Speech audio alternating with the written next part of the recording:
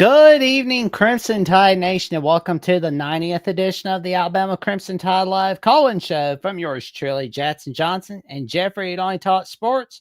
As we've got a wild ride we're going to take you through on this 90th edition as we talk about Kalen DeBoer telling people to chill out on the recruiting rankings. Don't throw the baby out with the bathwater on the recruiting rankings.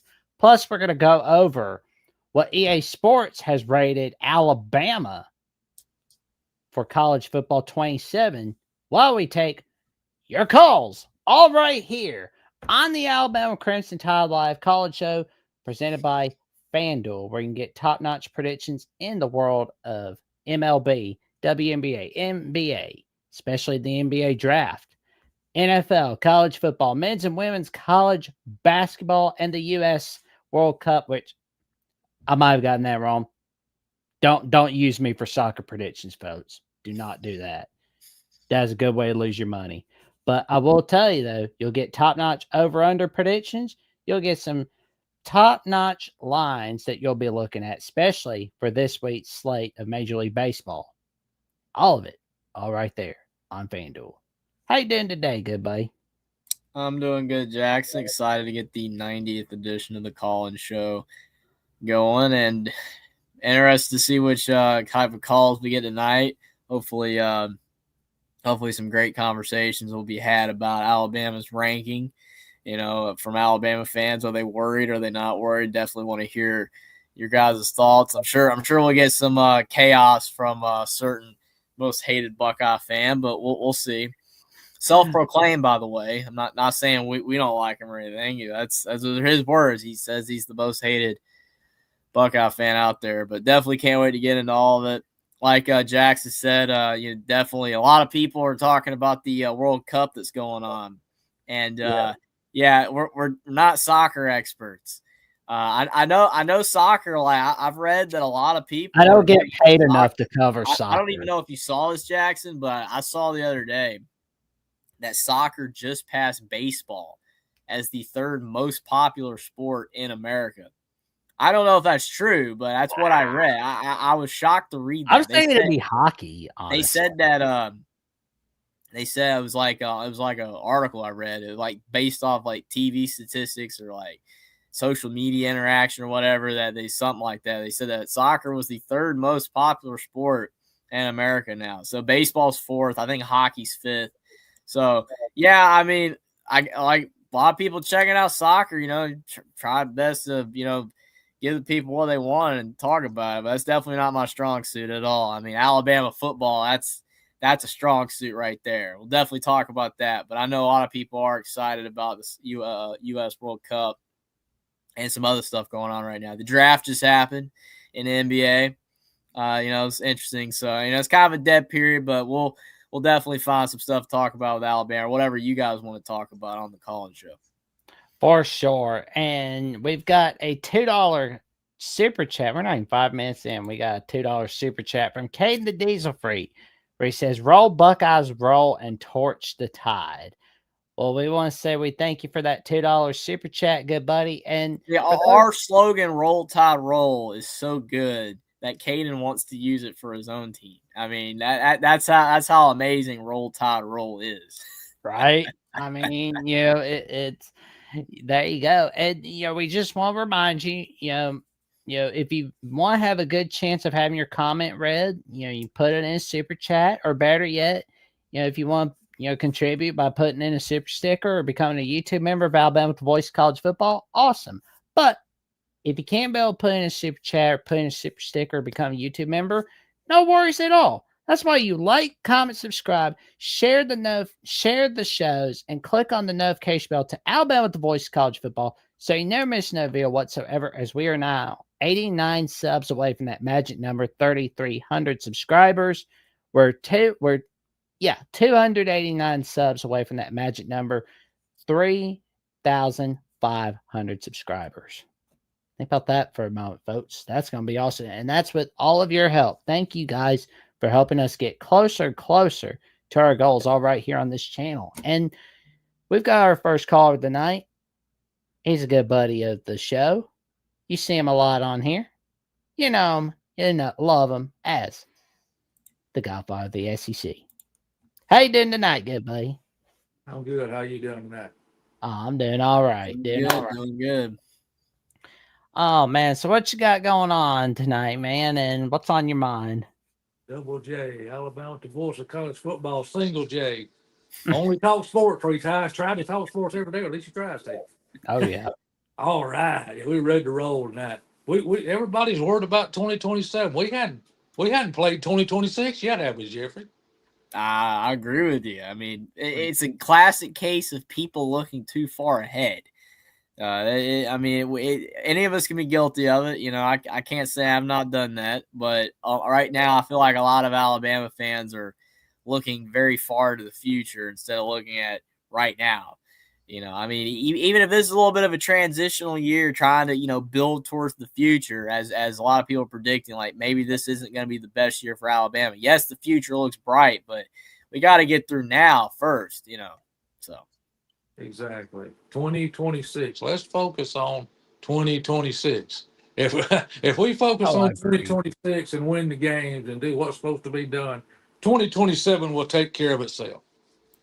Yeah, no doubt. And Kalen DeBoer said it on the show called Alabama Sports with Martin Houston today, where he's telling people, calm it down, relax. It's fine. 2027 class, we're getting there. And I feel, and I've said it on here a lot. It feels exactly like the 2026 class, but this time last year, it was super low, right? I mean, not as low as like in the 60s, but it was still low for our standards. But I told people, look, it's June, not November, not December. Let the chess moves come out. Let them come out. And guess what's going to happen? A lot of the 3-stars you see in the 2027 class, they're going to have a big senior season, just like the 2026 recruits were. You're going to see a lot of that. You're going to see a lot of it, and you're going to see Bama bump back up to the top 10. You're going to see them in the top 10. I don't know if we'll see top 5 this year, but you know what? That's okay, because, I mean, we got Elijah Haven right now, and we've got a great chance of getting Marshawn Sales in July. That I do believe. I mean, friendship of Elijah Haven, being nicknamed Bama, his family loving Bama, he loves Bama. They're good reasons why he's definitely going to go to Bama. No way on God. As sure as God's little green apples on that little apple tree, you're not seeing him go LSU. That I can promise you. They're just trying to fluff his pillow. He's not going there. It's coming down to like Alabama, Indiana, Ohio State. I mean, yeah, Texas is in there, but I think it's Alabama, Indiana, and Ohio State. Plus, don't forget, folks, Kurt Cinetti, Indiana's head coach, was the man who recruited Julio Jones to Alabama when he was part of that Saban's first staff in 07 when they recruited Julio Jones for the 08 class. So keep in mind, if anybody can snatch sales away from Bama, it's Kurt Cinetti right there. I'm more worried about what Indiana could do with sales than I am with. I don't want to say I'm not worried about Ohio State trying to get sales, but I know Ohio State's got a good chance, obviously. So it's coming down to those 3. But I will say we will plan a commitment watch party for that when we find out the date of it, of course. And when we do, we're gonna be partying like alley cats. But yeah, anyway. I agree. I mean, for me, like with the class, I mean, we've mentioned it a bit on previous Mondays shows, but I think with the 2025 and 2026 classes being so deep and solid, I mean, we have so many young guys on our team right now that this 2027 class just doesn't have to be that large. And because it's most likely not going to be that large, the ranking is going to be lower. When you've got some of these other teams getting 25 to 30 high school commits, which is pretty much where we've been around the last couple of years. And if just say we end up with 17 or 18 commits, you're not going to have the number 1 class. You're not going to have a top 5 class. You might not even have a top 10 class, but that's okay because we don't need a big class this year. It's not imperative at all. But what matters is the guys you do get. And if we do get Haven and Sales combination together, and some of these other big guys we're looking at, then you're, even if you only have 15 to 18 commits, it's still going to be a great class. It's just a smaller class. I mean, yeah, the ranking looks rough right now, but I agree with you, Jackson, as well, that a lot of the guys that are currently unranked, like when it comes to like top 1,000, we have a few commits that aren't even in the top 1,000 according to 247 right now. They're going to move up in the rankings. The people call it the Bama bump, whatever. But a lot of these are guys that Alabama's getting that other schools haven't even looked at yet because they're starting to rise. They're rising seniors. They're going to probably have great senior years, and they're going to maybe become 4 stars or a lot higher 3 stars. That's going to make the rankings go up too. So all that stuff matters. And I think that, like a lot of it at this point, people are just finding things to knock Alabama on. Yeah. And because, the Saban era is gone, it's just you look at the type program Alabama is, and anything short of a national championship or anything short of a top 5 class, and people are going to say stuff. I mean, like if Alabama was, you can't escape that. Yeah, I mean, like if Alabama was truly dead, you would not have seen Vanderbilt storm the field, and I doubt you wouldn't have seen Florida State storm. I mean, like honestly, if Alabama was dead, one thing you would see is like teams stop storming the field every time they beat Bama. Yeah, so, I mean, Alabama's definitely not at that point. I mean, again, no. I compare the modern collapse. Clemson is the prime example. I hate to say it for Clemson fans, but Clemson has fallen. They are a lot worse than they used to be. Now, I mean, are they awful? No, but they're pretty rough. I mean, 5 years ago, they were up there with Georgia and Alabama. And now, I mean, they're just a mediocre ACC team at best at this point. I mean, they're not bringing in top classes anymore. I mean, it's a shame because, I mean, I do believe Dabo Swinney is a great coach. But the problem is the way college football has dramatically changed in the last 5 to 7 years. It's just the antithesis of what Dabo wants to do as a coach. It's the antithesis of his philosophy. And it has completely destroyed Clemson. Alabama's not at that point because Alabama is not doing what Clemson's doing. Alabama is using the portal. Alabama is getting great recruiting classes. Alabama is spending a insane amount of money in NIL. Maybe it's not as much as Texas, Miami, Oregon, whatever, Ohio State, but they are spending a lot of money in NIL. So, I mean, Alabama's fine. Like, the results on the field, yeah, they are not as good as they used to be under Saban, but we all knew that was going to be the case. I mean, there was no coach on the planet that was going to replicate Nick Saban. So it's like you look at the last 2 years, there's been a lot of ups and downs. There's been a lot of inconsistencies, but we haven't been bad. I mean, yeah, we lost 38-3 in Indiana, but Indiana won the national championship. It's not like they lost 38-3 to 2001 Indiana. You know what I mean? Like they lost to the national champions. I mean, yeah, again, that's still a bad look for Alabama, but it's not like we've fallen off a cliff. I mean, if we get into Clemson territory, going 7-6, 6-7, stuff like that, I'll be worried. I'll be like, all right, this is bad, but we're not there. And I don't think it's going to get that bad. I really don't. I mean, the recruiting's still there. I mean, you'll have issues if like one season Alabama has a rough year and then there's like a mass exodus in the transfer portal. Like a mass exodus of like 30 players. True. And then you're like screwed. I mean, at that point, I can understand people starting to say like Alabama is falling off. But I mean, from everything I'm hearing with the way like they gave the DeBoer extension, they're confident in him. The recruits talk really good about him. You've got guys like Trent Seaborn actively helping him in recruiting. The vibes seem good.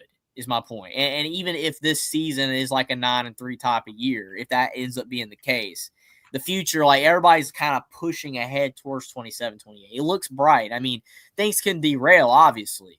But right now, things look good. I don't see Alabama in dire conditions. I just don't. I mean, there's things that need to improve, but it's not like things are in awful shape either. It's not a disco inferno like some people make it out to be.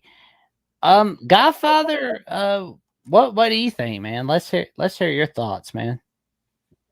The walls of Gibraltar are crumbling down, I guess. Yeah, Jeffrey's right. Every little thing that Alabama does wrong, everybody's got to They worry more about Alabama than they do their own team. I know, right? I mean, Auburn's been one of the teams. I mean, they've been like scooting their butts across floor because, like, oh, we got a top 10 recruit class. We got a top 10 recruit class. Oh my God, we got a top 10 recruit class. Like, that's the same thing that those guys did last year after they beat Baylor. They scoot their butts across floor over beating Baylor. Like a Rent dog. free, man. Rent free. Like a Oh, dog man. got worms scratching his back end on the carpet, on the carpet when he's. I mean, Auburn is. I mean, that's the first thing they mentioned. Golish and them. That's the first thing on their mind is beating Alabama. Good Yeah. luck. Good luck. Man, I know I've made Auburn fans mad, and I Good mean, luck. I can't apologize for it because it's just the facts. I mean, like I've said in the past, okay, like Auburn, you care about two games. I'm not saying you as the fan. All right, I'm not saying you as the fan because I don't think Auburn fans are as like Michigan, Ohio State, where it's all about the other team or whatever. I mean, they still care about the other teams, but they have an obsession with those other teams. I'm not saying Auburn fans are like that, like heavily obsessed with Alabama and Georgia, but that their football team. I've watched them the last 7 years since they fired Gus Malzahn. I've watched them the last 7 years. Every single time that Auburn plays Alabama, especially in Jordan Hare, and Georgia, especially in Jordan Hare, they show up. Oh, yeah. And they play a heck of a game, and they almost win, typically. They almost beat Georgia. They almost beat Alabama. But then after that, it's like, okay, what did they do before almost beating Alabama? Lost to New Mexico State. What did they do the week before? Oh, they lost to Texas A&M by 30. Oh, what did they do the week before? Oh, they let Kentucky win by 20. That is, if you can almost knock off Alabama and you can almost knock off Georgia, then you should easily be able to beat these teams. And if that was the case, you would be going 9-3 and 10-2, and you'd have a great year, and people wouldn't be talking about how much of a dumpster fire you are. So that's why I can't apologize for saying the obvious there, because it's true. Auburn has a problem. Their football program has a problem. I'm not saying the fans do, but their team has a problem. Every year they show up for those games against Georgia and Alabama, and then against everyone else, they just don't care.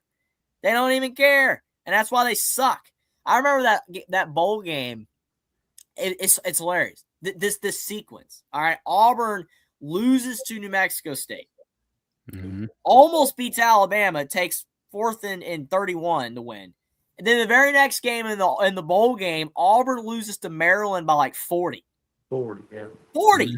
Like you're literally trying to tell me that Maryland is 40 points better than the team that almost beat Alabama and it took a 4th and 31 to win? No.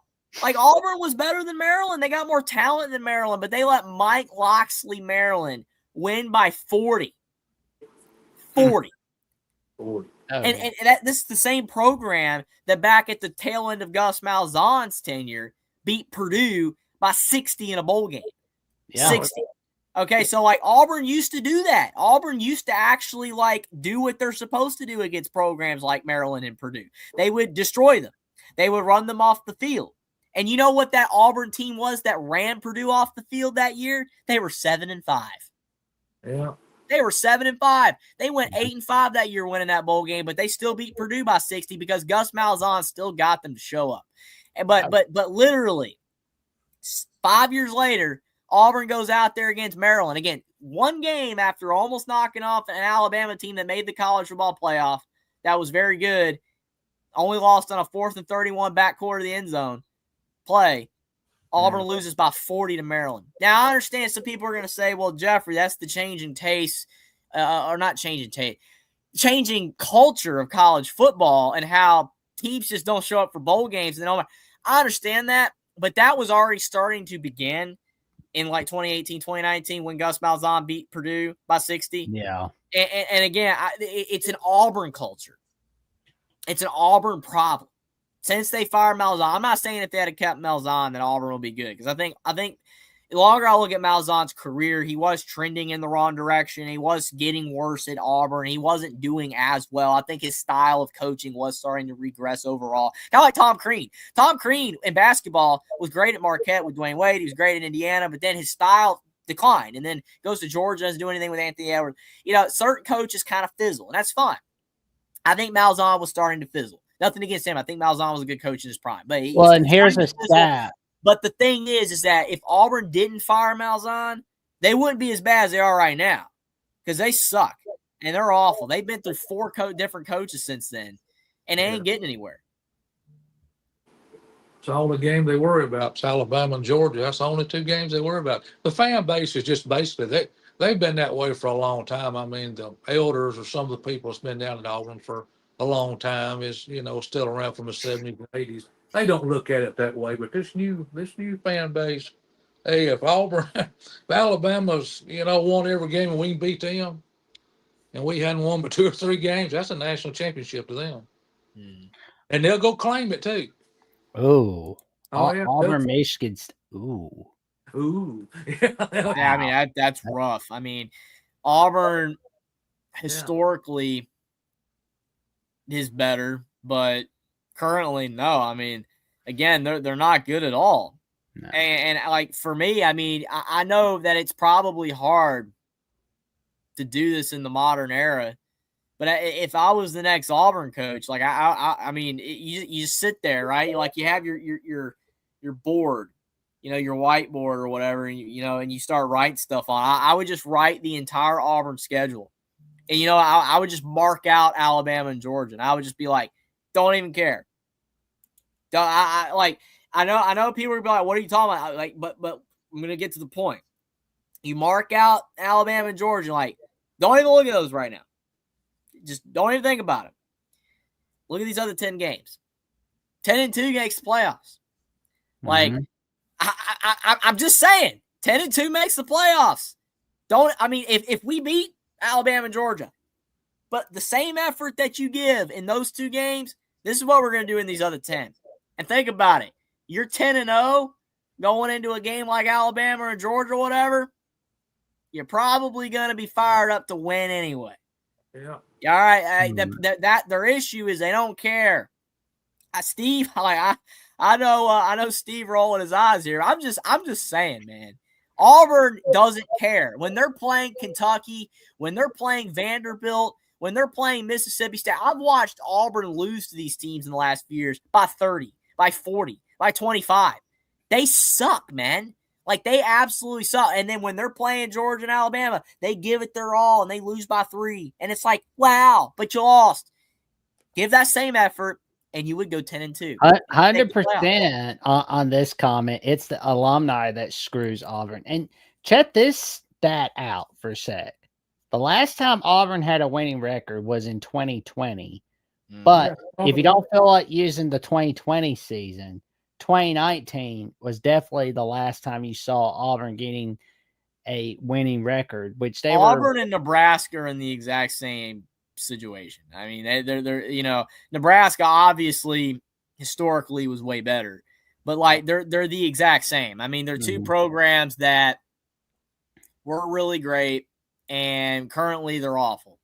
Like Michigan State, I mean, Michigan State is not. I don't even think that they're in the same conversation as, or if you're talking historical context, as Auburn. I don't think so. I mean, Michigan State, yeah, you had Nick Saban for a little bit and D'Antonio or whatever, but I mean, it's not like Michigan State has been great for the vast majority of their existence. I mean, they're a good program, but I mean, he's kind of starting to stretch good. I mean, Duffy is like Michigan State's equivalent of Bear Bryant for them because he got them a few national titles in the 50s and in the 60s. Yeah, but I mean, that's the problem. I'm not saying I don't care, but I really don't care about that.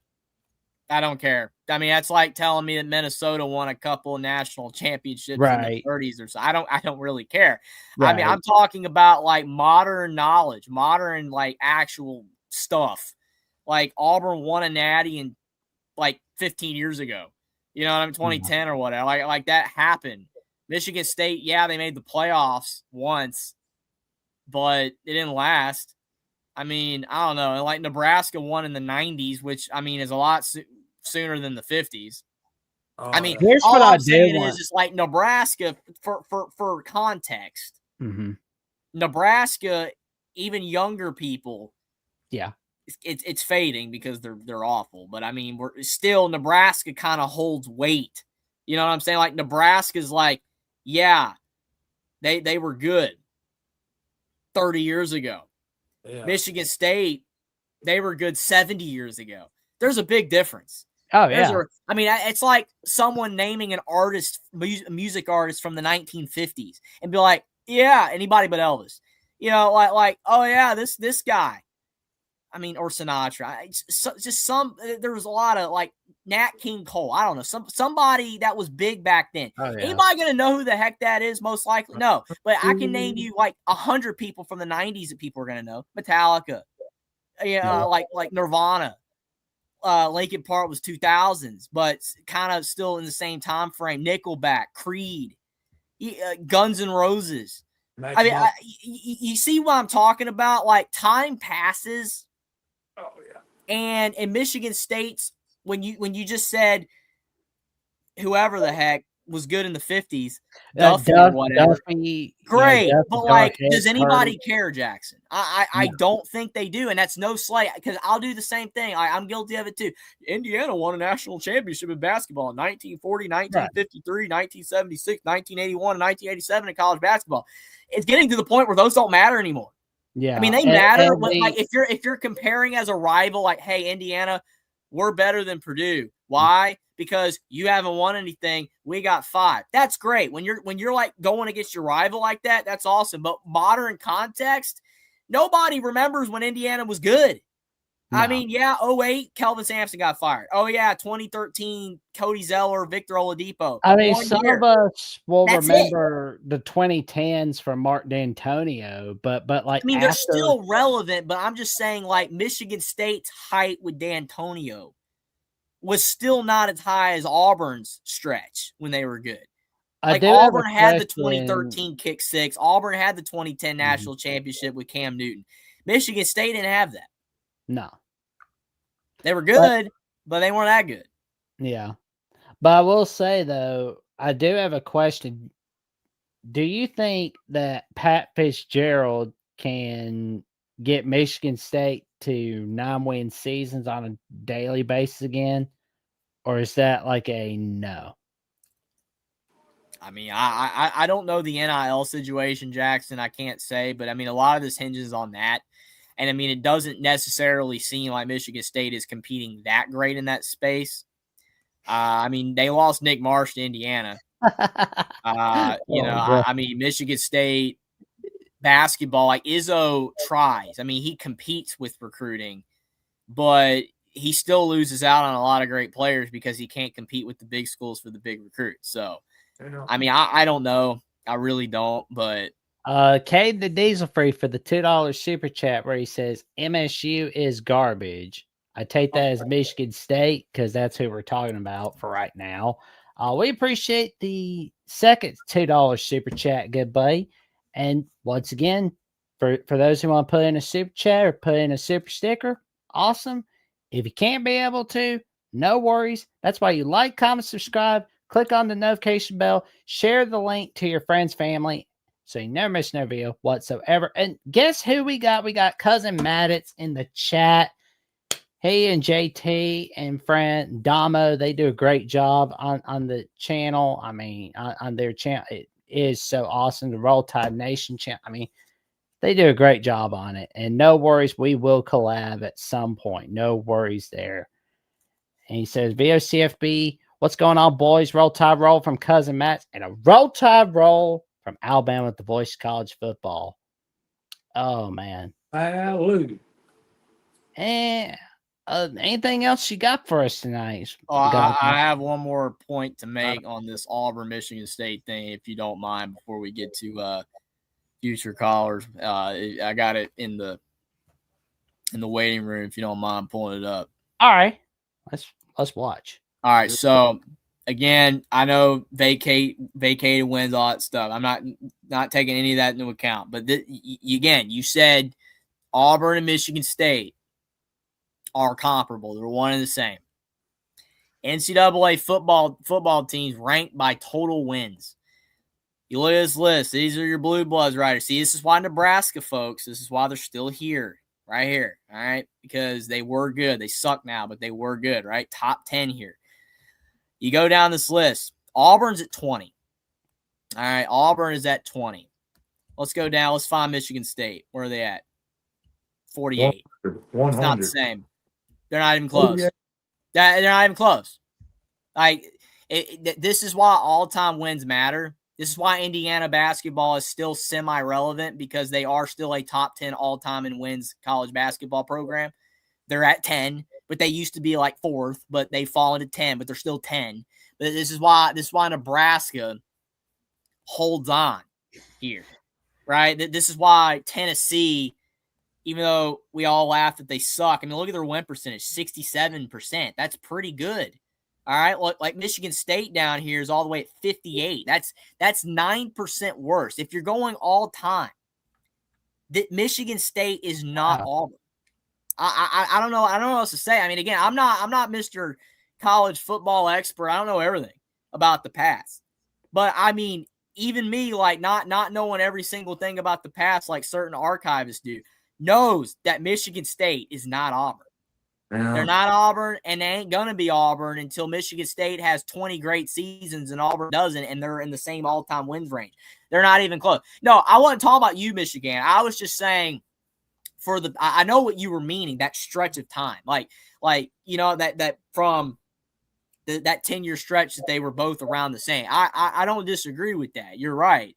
But I think that a lot of people would believe that what you just said is in actuality the entirety of it. That Michigan State and Auburn are the same. That from the beginning of their histories to now, they are the exact same level of program. No, Auburn is better. This is why Oregon is not thought of as anything great, because look at Oregon. Oregon's right there. Look at Oregon. Mm-hmm. Phil Knight in Oregon is built off the last 20 years with Phil Knight in Oregon. It's all Phil Knight in Oregon, because you don't have Oregon without Phil Knight, and you don't have Phil Knight without Oregon, which you actually could probably. You don't have Oregon in the Big Ten without. I'm just saying, like, Oregon is built and it's off of Phil Knight and off the modern success, because they're not an elite program. They're literally 45th on the list. So, there we go. I mean, stuff like that right there is very interesting when you look at lists like that. It shows you actually how good these programs actually are. Michigan State ain't even close. There we go. The 4 horsemen now: Jackson, Jeffrey, me, and Austin. 4 horsemen. Speaking of the devil, we got a little message from Austin. We got a couple super chats we're gonna get to. One question is for the $5 super chat, Sports Talk with Austin, and he asks, how do we feel about Dusty May to the Mavs 1 year after winning a natty at Michigan? Could Nate Oates follow that as well if the right job comes open? Well, first off, I think Ward Manuel did a terrible job not doing everything he could to keep Dusty May, staying at Michigan. Honestly, I mean, it's one of the many, disastrous things he's not been able to. I mean, like, look, Harbaugh was going to go back to the NFL no matter what. Yeah. But other than that, I just don't have any faith. I mean, I talked about this with Mountaineer Paul the other night, Tuesday night, on College Sports Insiders, where, what happened in hockey and what happened with the Sharon Moore situation. I mean, you had a dude who's afraid to take off his beanie unless he gets paid $300 to do it, talking about Sharon Moore. Don't ever have Tim Pool talking about college football. That's bad. That is a bad look for your university right there. Also, he kept Juwan Howard too long. It was just too bad. If it was anyone else that wasn't like a Fab Five legend. Dude, I mean, all these schools have done it, though. I mean, Patrick Ewing was kept at Georgetown forever. Yeah. That clearly was going nowhere. Juwan Howard, the only success that he had was based off the John Beeline players that were left behind, and he had success at first, but then it all fell apart once. The season that his son played, Jet Howard, like that onward was awful. And then obviously had the incident with Wisconsin. But again, Mike Woodson at Indiana. Now, Indiana only gave him 4 years. Some of these other schools gave longer, but like even Indiana gave Mike Woodson another year, which if they had fired him the year before, they could have got Dusty May, but they didn't. But, and I mean, I made a joke online the other day that some people thought was funny, some people didn't, but I said that I guess Indiana dodged a bullet with Dusty May. The joke is that, well, if they had got Dusty May, he wouldn't have stayed. Now, I understand a lot of Indiana fans believe that if he had gone to Indiana, he would have stayed, but I don't know. I mean, some people, man, we don't know personal motives. Clearly, like Harbaugh, we knew wanted to go pro again. He wanted to go pro again. He wants a Super Bowl, so he got the national championship, and I won Super Bowl. Maybe that's what Dusty May was. I mean, again, you know, I don't know if the Mavs is the best place for him, but I mean, if he goes there and he can have like a Greg Popovich type of career, you know, like you're coaching the best players ever and have it easy. Now you have to get those players first because the Mavericks have fallen apart. Or he could have a Brad Stevens type thing where it's like he goes from head coach to the front office. That could happen too. And if that happens, then you're like, that's why when people make the Brad Stevens jokes, oh, Brad Stevens is going to go here. Brad Stevens is going to go to Indiana. Brad Stevens is going to go. No, he's not. Brad Stevens has a way better job, way easier job. There's no reason on planet why he would want to go out to college to do with recruiting and NIL portal, all that. It ain't even, it makes zero sense. So Dusty May probably looking at it from that perspective. I mean, he got his natty. What else can he accomplish? That's why a lot of people thought Dan Hurley would leave. What else can you accomplish at the college level outside of more championships like Coach K or whatever? I mean, it's not, I mean, again, it is what it is because Michigan was paying Dusty May handsomely. They gave him an extension. I mean, he was already getting paid a lot. So, I mean, he obviously wanted to go pro. It's all there is to it. I mean, it's all there is to it. But, and also to answer Austin's other question, could Nate Oates follow that as well if the right job? No, because he's working for a very competent athletic director. He's not, like Ward Manuel looks like the kind of guy that doesn't know whether a bow and arrow shot him in the butt. He's that moronic. Honestly, and I mean, I can't say Nate Oates would leave Day. I mean, if Nate Oates did, Michigan Nation, it's nothing personal. It's just I just think Ward Manuel, and I've got some athletic director candidates for Michigan that I think they should get. I think John Curry from Wake Forest would be a great get. Do not let the Tennessee era scare you. It was Fat Phil Farmer screwing him over on the Tennessee coaching search. Because look at what he's done at Wake Forest. He got Jake Dickert to come over to Wake Forest from Washington State. And that should tell you something right there. You got him to leave Washington State for Wake Forest. Nobody leaves, you know, Pullman for Wake Forest. I mean, North Carolina, yes. Dude, yeah. Wake Forest is not a bad school, Jackson. It's the fact that they have like no athletic department resources. That's the problem. I mean, they put no effort into the athletics. Like Wake Forest is a good school. I think a lot of people would actually have Wake Forest as a school higher than Washington State. It's just the fact that Wake Forest just doesn't put effort into their athletics department. Plus, most people in the state of North Carolina, I mean, I should know. I live in the state of North Carolina. Are either Duke or Carolina fans. And then there are a lot of NC State as well, but it's North Carolina and Duke. North Carolina and Duke's everywhere. And then NC State's right behind. And then Wake's just Wake. I mean, it's nothing against Wake Forest. They just don't have an athletics department fan base. They're known for Chris Paul and, like, you know, not a lot else. I mean, a little bit, but there's just not a lot else. So I think that, yeah, that's impressive that they got him, but you have to remember that Washington State was dying because of the fact that they derelegated from the Power Five. So Wake Forest still had that advantage. I'm not saying anything against their AD. It was still impressive to get him. I'm just saying that it's not like the craziest move in the world either. It still was an upgrade. But again, I mean, it is Wake Forest isn't a bad school. They just don't prioritize athletics. But again, on the Nate Oates thing, before we move on, the Nate Oates thing, we cannot determine whether he's going to go pro or not. It's absolutely no chance to know. If he wins a national championship, that probably increases the likelihood that he would leave. Yeah. But if he doesn't, he might just be content to stay because he's not going to get fired. Like, you got to realize that winning a national championship increases the prospects of the NBA wanting to take that guy, have him take the jump. You know what I mean? Like, Nate Oates right now is seen as a really, really good college, but Dusty May won a title. They're like, all right, we want Dusty May. Nate Oates, like, if he wins a title, that increases his desirability for an NBA team to want him to bring him in.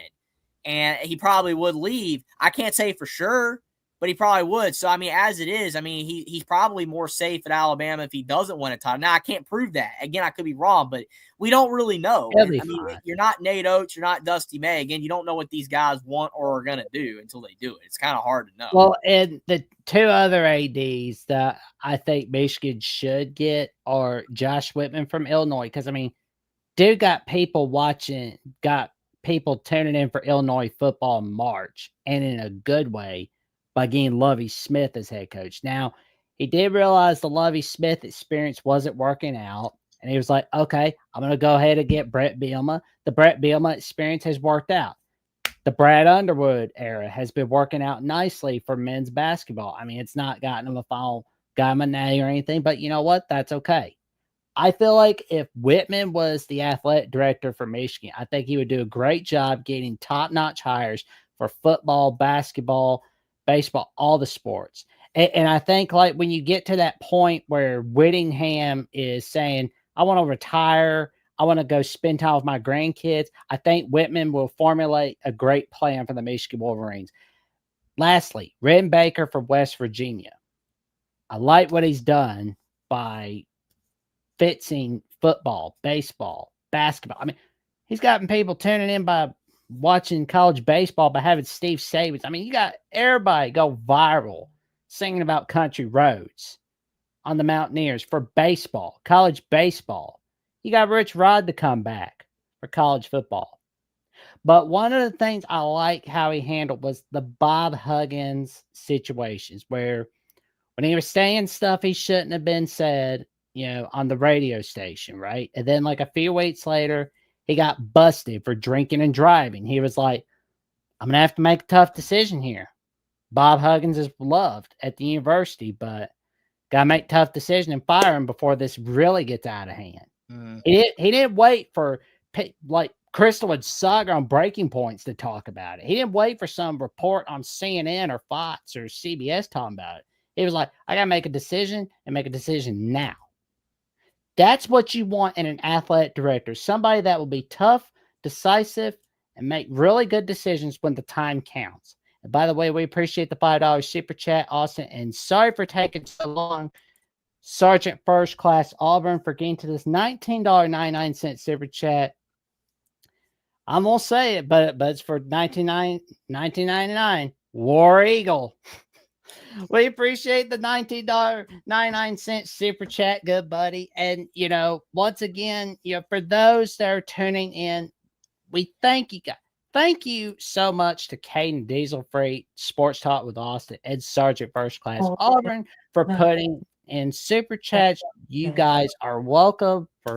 Thank you guys so much. And again, as I say, if you want your message read out, you can always put it in a super chat. But even if you can't be able to put in a super chat or put in a super sticker, no worries. You like, comment, subscribe, click on the notification bell to Alabama with the Voice of College Football so you never miss a video whatsoever. For more magic we've got coming your way, all right here.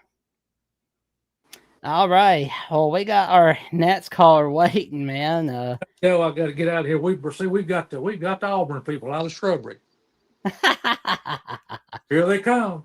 There we go. Yeah. We'll see how long it takes for them to go back in the shrubbery like Homer Simpson. We'll see how long it takes. They'd be peeping out of the closet, one eye. Is that Alabama out there? Where are they at? They're like Bill on King of the Hill when he's looking out the shades and then he closes them. Yeah. Is that Alabama? Is that them? I'm sorry, Auburn fans. I respect your love for your team, but man, they're rough right now. They're rough. You stink, Auburn. You've always stunk, and you always will stink. And good night. And I'll see y'all next Thursday. And War Chicken. You have a good one, Godfather. Oh, man. Before we get to our next caller, we want to point out this comment from Oscar Wilson where he said, let's not forget Coach Kalen DeBoer took a team of 3-star players to a national title 3 years ago to play Michigan. Not to mention Coach Sidney just did the same thing. 100%. 100%. And Ed Bishop said, I just hit that free thumbs up button. Thank you so much, good buddy. We appreciate you guys tuning in, and we appreciate the likes. And we've got our next caller of the night. You know him, you see him, you saw him last week. He is Bert's the actual Walmart Wolverine. Like Walmart Wolverine. Yeah, man, you have to embrace it, dude. What's up, guys? Oh, not much. How you doing tonight, good buddy? You know, Jeffrey and Jackson, you guys should put a pat on the back. You should pat your guys' selves on the back. You know why? Because the school you guys root for, they want to be great. They want to be elite in sports, right? They want to strive for fucking greatness for a long time. But you know something? Michigan is not fucking like that, dude. I am so fucking mad on Monday of what the hell happened. You don't understand. When I saw that message of Dusty May, I literally, like, it was like literally, I'm telling you right now, it felt like a person in my family died. And I saw the text message. My phone dropped, literally. It was that crazy. And this is why I respect schools in the South, like Alabama, even LSU, for God's sake. Even though I hate LSU more than any school, like, at the end of the day, man, they will do what they want. They'll do whatever it takes to, if a coach wins a championship, they will extend him and make sure he doesn't leave for the NFL no matter what. Look at what they did with Nick Saban, man. Wins a championship, wins another, and they keep extending him, keep extending him. They want him to be happy. They want him to succeed. Michigan's not fucking like that. What they like to do? Oh, I know. Let's win a fucking championship. Okay, you can leave now. Bye-bye. Fuck Ward Manuel, man. And you know our hockey team, dude? Oh my God. There's this guy named Brandon Naruto. He's a really good coach. I'm telling you, dude, our team is stacked.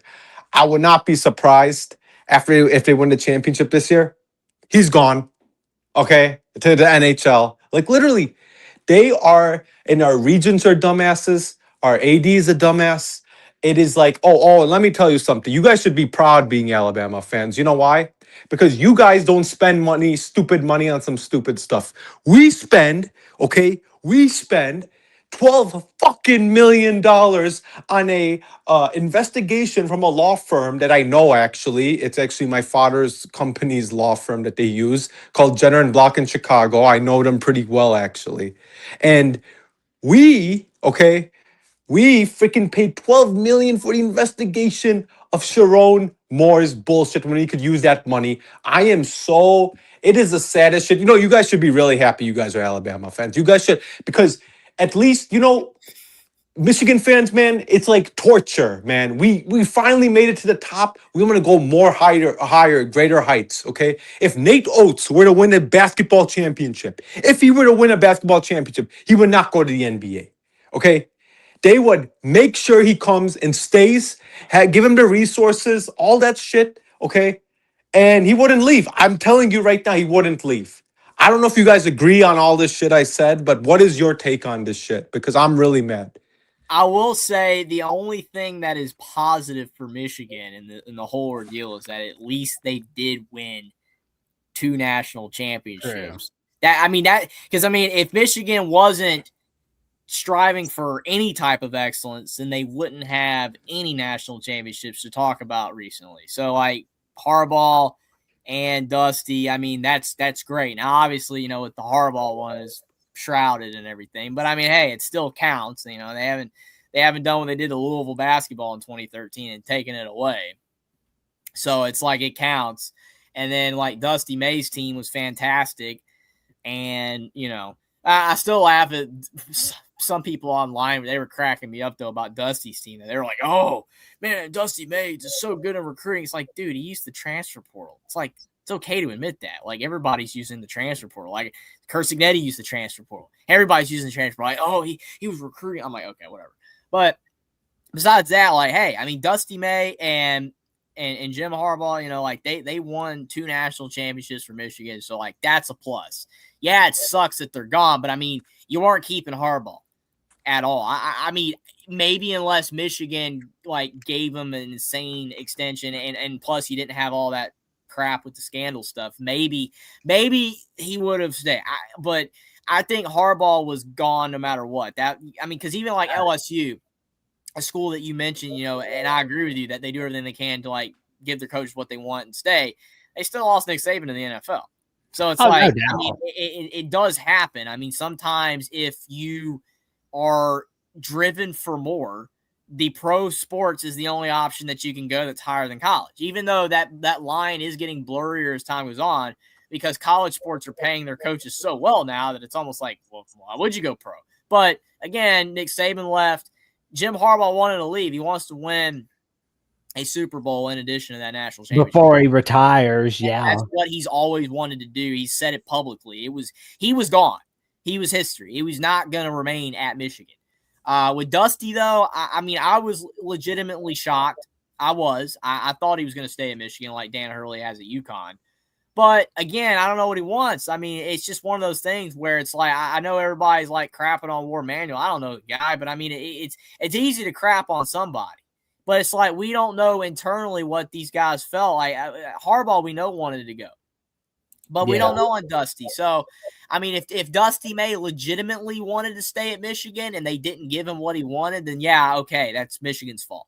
But if Dusty May wanted to go pro no matter what, then it's not Michigan's fault. And that's right. Harbaugh, we know for sure. I don't know on Dusty, but I mean, that's just to make the Michigan situation seem a little less bad. Michigan still wants to do good because, hey, they would, if they didn't care, they wouldn't have won 2 natties. So just looking at it from the positive. Well, Michigander makes an excellent point where he says Jimmy was gone no matter what. Harbaugh was gone. It was over. Yeah, the Regents wanted him out. The Ward wanted him out. The NCAA wanted him out.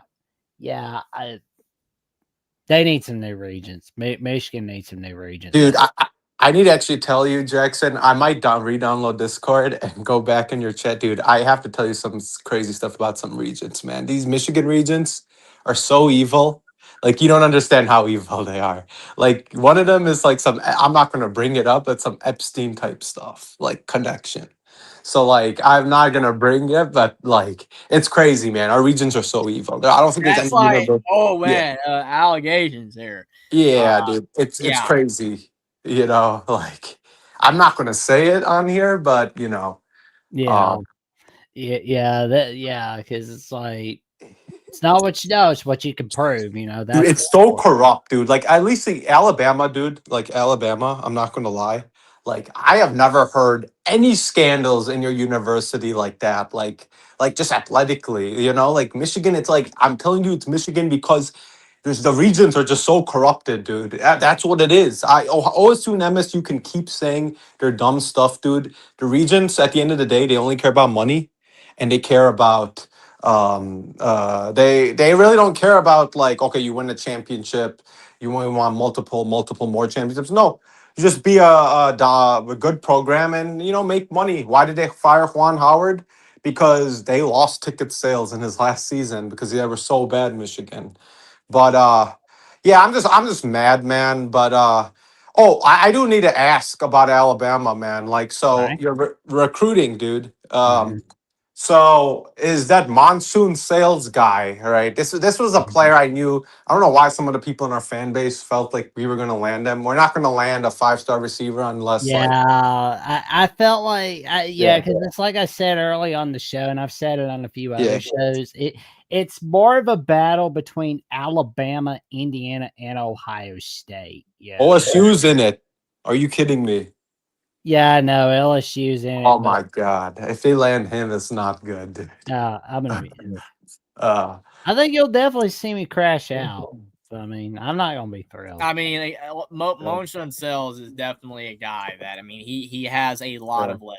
And I'm not saying it's a bad thing. I mean, the current system is set up the way that it is, with money and NIL recruiting and all that stuff. But he has leverage. He's a top 10 recruit, #1 receiver. I mean, he's got all the leverage in the world. And I mean, he's got all these schools wanting him, and it's like, I'm just shocked Indiana's in the race, because I know Signetti is incredible, but I mean, Indiana, that they won a national championship with 3 stars and 2 stars and stuff.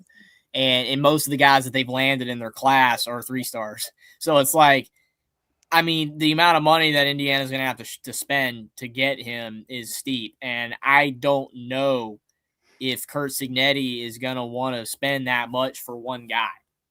No. He's already said publicly that Indiana is not anywhere near Ohio State, Texas, Miami, these other schools in NIL. They're not even close, even though they Mark Cuban. They got good NIL. They do, but they're not close to these schools. They're not. They're not even close. Because if they were, then they would be able to land 5-star recruits. Because Indiana's class right now is like 45th. I mean, they're not. They're like Alabama right now, but like they have more commits. Indiana's not landing these high-profile guys.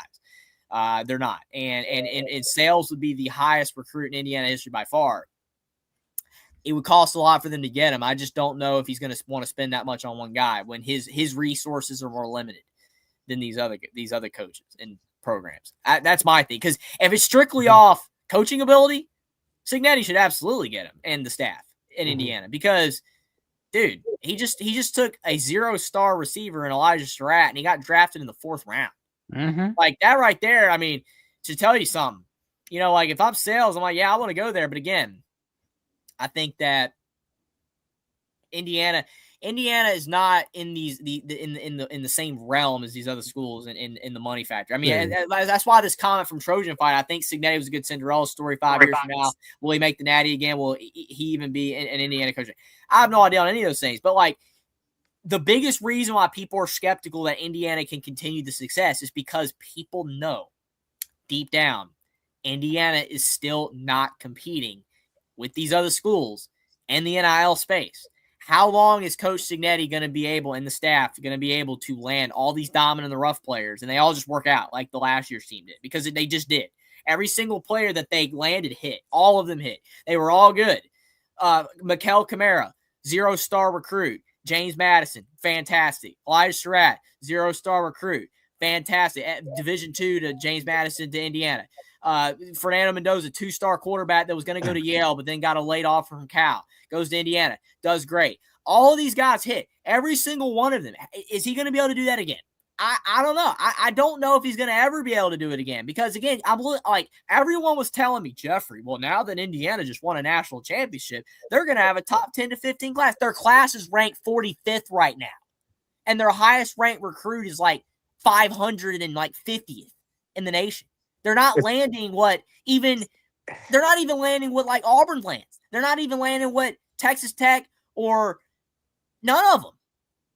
They're not. And you're telling me that they're going to land Sales. That's why I don't think they're going to get him. I mean, the only reason Sales has the connection with a few members of Indiana's staff for one, and plus, you know, he's in Indiana right now. But I mean, I don't know. I mean, if it's a money, if Sales commits for the money, is what I'm trying to say. If he commits with money being his number one priority, then he's not going to land at Indiana. If he commits to the school that's going to be the best for his development, I would go to Indiana. I would. But I don't think that or Alabama or Alabama, but I think Alabama's development's good, but I mean Indiana's development is insane. I mean, they just took a 0-star. I'm including James Madison as well, because the exact staff in Indiana was at James Madison. They took Elijah Surratt from 0-star to 4th round pick. That's insane. You know what's crazy is Indiana actually has the biggest alumni in all the country. Like, actually, my friend who goes to Indiana told me that, and it's legit. And not only that, like Mark Cuban and stuff, hey, like they could. I personally think Indiana can land Monsoon Sales, to tell you the truth. Like, don't underestimate. But I will say this, Jeffrey. He plays. They haven't gotten a 4-star QB. The guy actually lives like pretty close to me. They're 3-star QB, Jameson Purcell. Like, they can only land 3-star QBs. Like, so that's kind of like really shocking. I think they're just going to go for the transfer portal. But whatever it is, man, that might be their new stuff where they just go for the transfer portal and then they just have a bad recruiting class. You know, they got Nick Marsh from Michigan State, and he was their highest rated transfer prospect. I mean, like Nick Marsh was Michigan State's best receiver by far. He was a highly rated guy, but they spent a hefty amount for him. But it's like that's about all they're getting is guys like that. They're not going to land Like they had no shot to land like the guy that went to LSU, Levitt. Like they were not going to spend Levitt money. They were not even going to spend to get Sorsby back, which thank goodness they didn't do that. God. But they like, dodged a Sorsby was at massive Indiana. bullet. It's like Cignetti didn't go after him again. They went after Hoover, who who's was cheaper. highly rated in the portal, but Hoover was cheaper. Yes, that's literally my point right there. Yeah. Hoover was cheaper. Mendoza was cheaper. He still cost money because Georgia was thinking about him. But, like, he wasn't, the highest of the high. You know what I'm saying? He's not Dante Moore. Mendoza wasn't, or Hoover. That's just what Indiana's getting. And I can understand Trojan Fight's point here. I think part of it's location, too. It's a hard sell getting these guys in Florida, California, Texas to want to go to Indiana. I would agree with that, but I don't really agree with that because a lot of these dudes go to Oregon and Ohio State. So it's money. I'm telling you, it's money. Yeah. Oregon. Does anybody remember the list I showed earlier? Oregon's 45th all-time wins. Are they blue blood? Are they good? Are they relevant? No, they're not. No, they're not. Their stadium barely holds 50,000 people. Oregon's not a blue blood. Oregon's not even a new blood. Oregon's just a school that their entire existence is predicated on the backbone of one man, a guy that funded so much money to their program that he made them relevant. I'm sorry, Oregon fans. 100%. I don't hate your program, but everybody knows this to be fact. Oregon 100%. Is in the middle of nowhere. I know they got trees. It's cool. There's nothing against Eugene. There's nothing against Oregon. There's a lot of people that like to visit Oregon. Oregon's fine. I got nothing against Oregon. I'm just saying that Oregon, you got a dude from Miami going to Oregon. You got a dude from San Antonio going to Oregon. You got a dude from New Jersey going to Oregon. They go to Oregon because it's Oregon, because they got money, because they spend big bucks. That's why Dante Moore came back, didn't go to the Jets. He's getting $8 million. Oregon's got money. They spend it and spend it and spend it. They got all this NIL.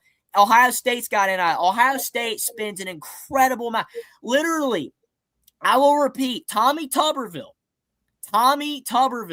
Everybody knows Tommy Tuberville. He said 2 years ago when Indiana was playing Ohio State back in 2024, he said the only reason that Indiana is even competing for this game against Ohio State is because they spent all this money. And then it's like, dude, oh my gosh. You're talking about Indiana spending NIL when Ohio State spent 4 times more. Like, come on, man. Like, it's you're crazy. Upset that Indiana's better, but you're not even upset at the fact that Ohio State, the team that they're literally playing, has spent $45 million for their roster to Indiana's 12. I don't even want to hear it, dude. Like, come on, man. Like, that is the worst take I've ever heard in my life. Like, I got nothing against Ohio State fans. You love your team, it's fine. All I'm saying is you know that you spend way more on your roster than anything that Indiana's ever spent and ever will spend. And that's just hypocrisy at that point. It's absolute, I don't know. All I know is remind me Ohio State, Texas, Miami, those type of schools, they spend a crap ton in NIL. Alabama's not even spending as much. They're not because they probably could, but they don't want to, and that's fine. But Indiana can't. And if it wasn't for Cuban and a few others, that Indiana wouldn't even be in the space at all. But like Cignetti, he knows that he has to recruit the way that he does. That's why he's going after these undervalued guys. That's why he's mostly going after the portal and not going after. Because think about it. All right, you get this dude in the high school ranks and he's good and he has one good year for you. Oh, I'm going to trust you. Well, instead, you wait for that guy who was at like Cal to do good, and then you get him at the end. You get him when he's ready to be like a good player.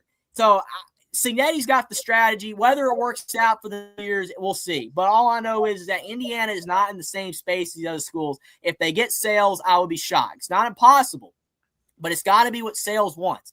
We'll find out what he wants soon, but that's just all there is to it. Indiana is the outlier school. All the other schools that he has on his list, Alabama, Texas, Miami, they're the big-time schools. They're the schools with the big money. Indiana's the one that is not. It will be interesting to see, but it's got to be what he wants. Chat, remind me to set up a debate between Jeffrey and Tommy Toville because that will feed families, ladies and gentlemen. Jeffrey at OnlyTalkSports versus Tommy Toville. That'll be a good one right there. I mean, that would put me in the edge of my seat. I'll be watching for sure. But Bertz, anything else you got for us before we get to our next caller? Yeah. Honestly, do I have? Let me see.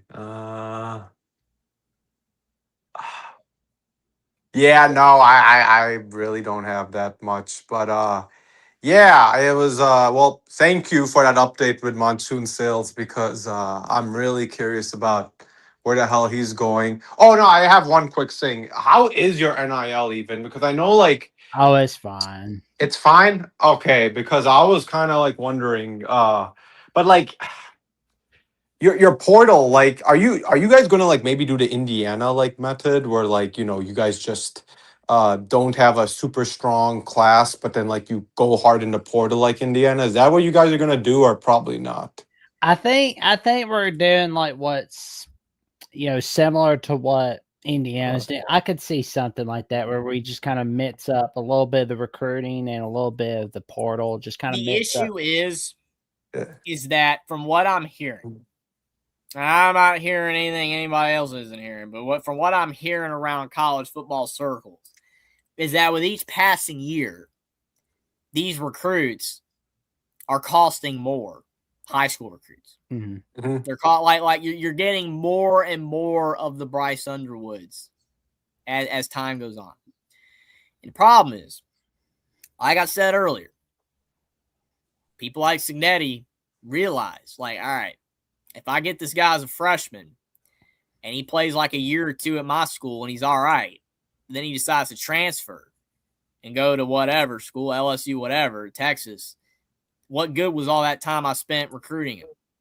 Versus, okay, a guy that I kind of like, but he goes to Cal or he goes to Arizona State or he goes to Baylor or whatever, breaks out his sophomore year, then you can get him.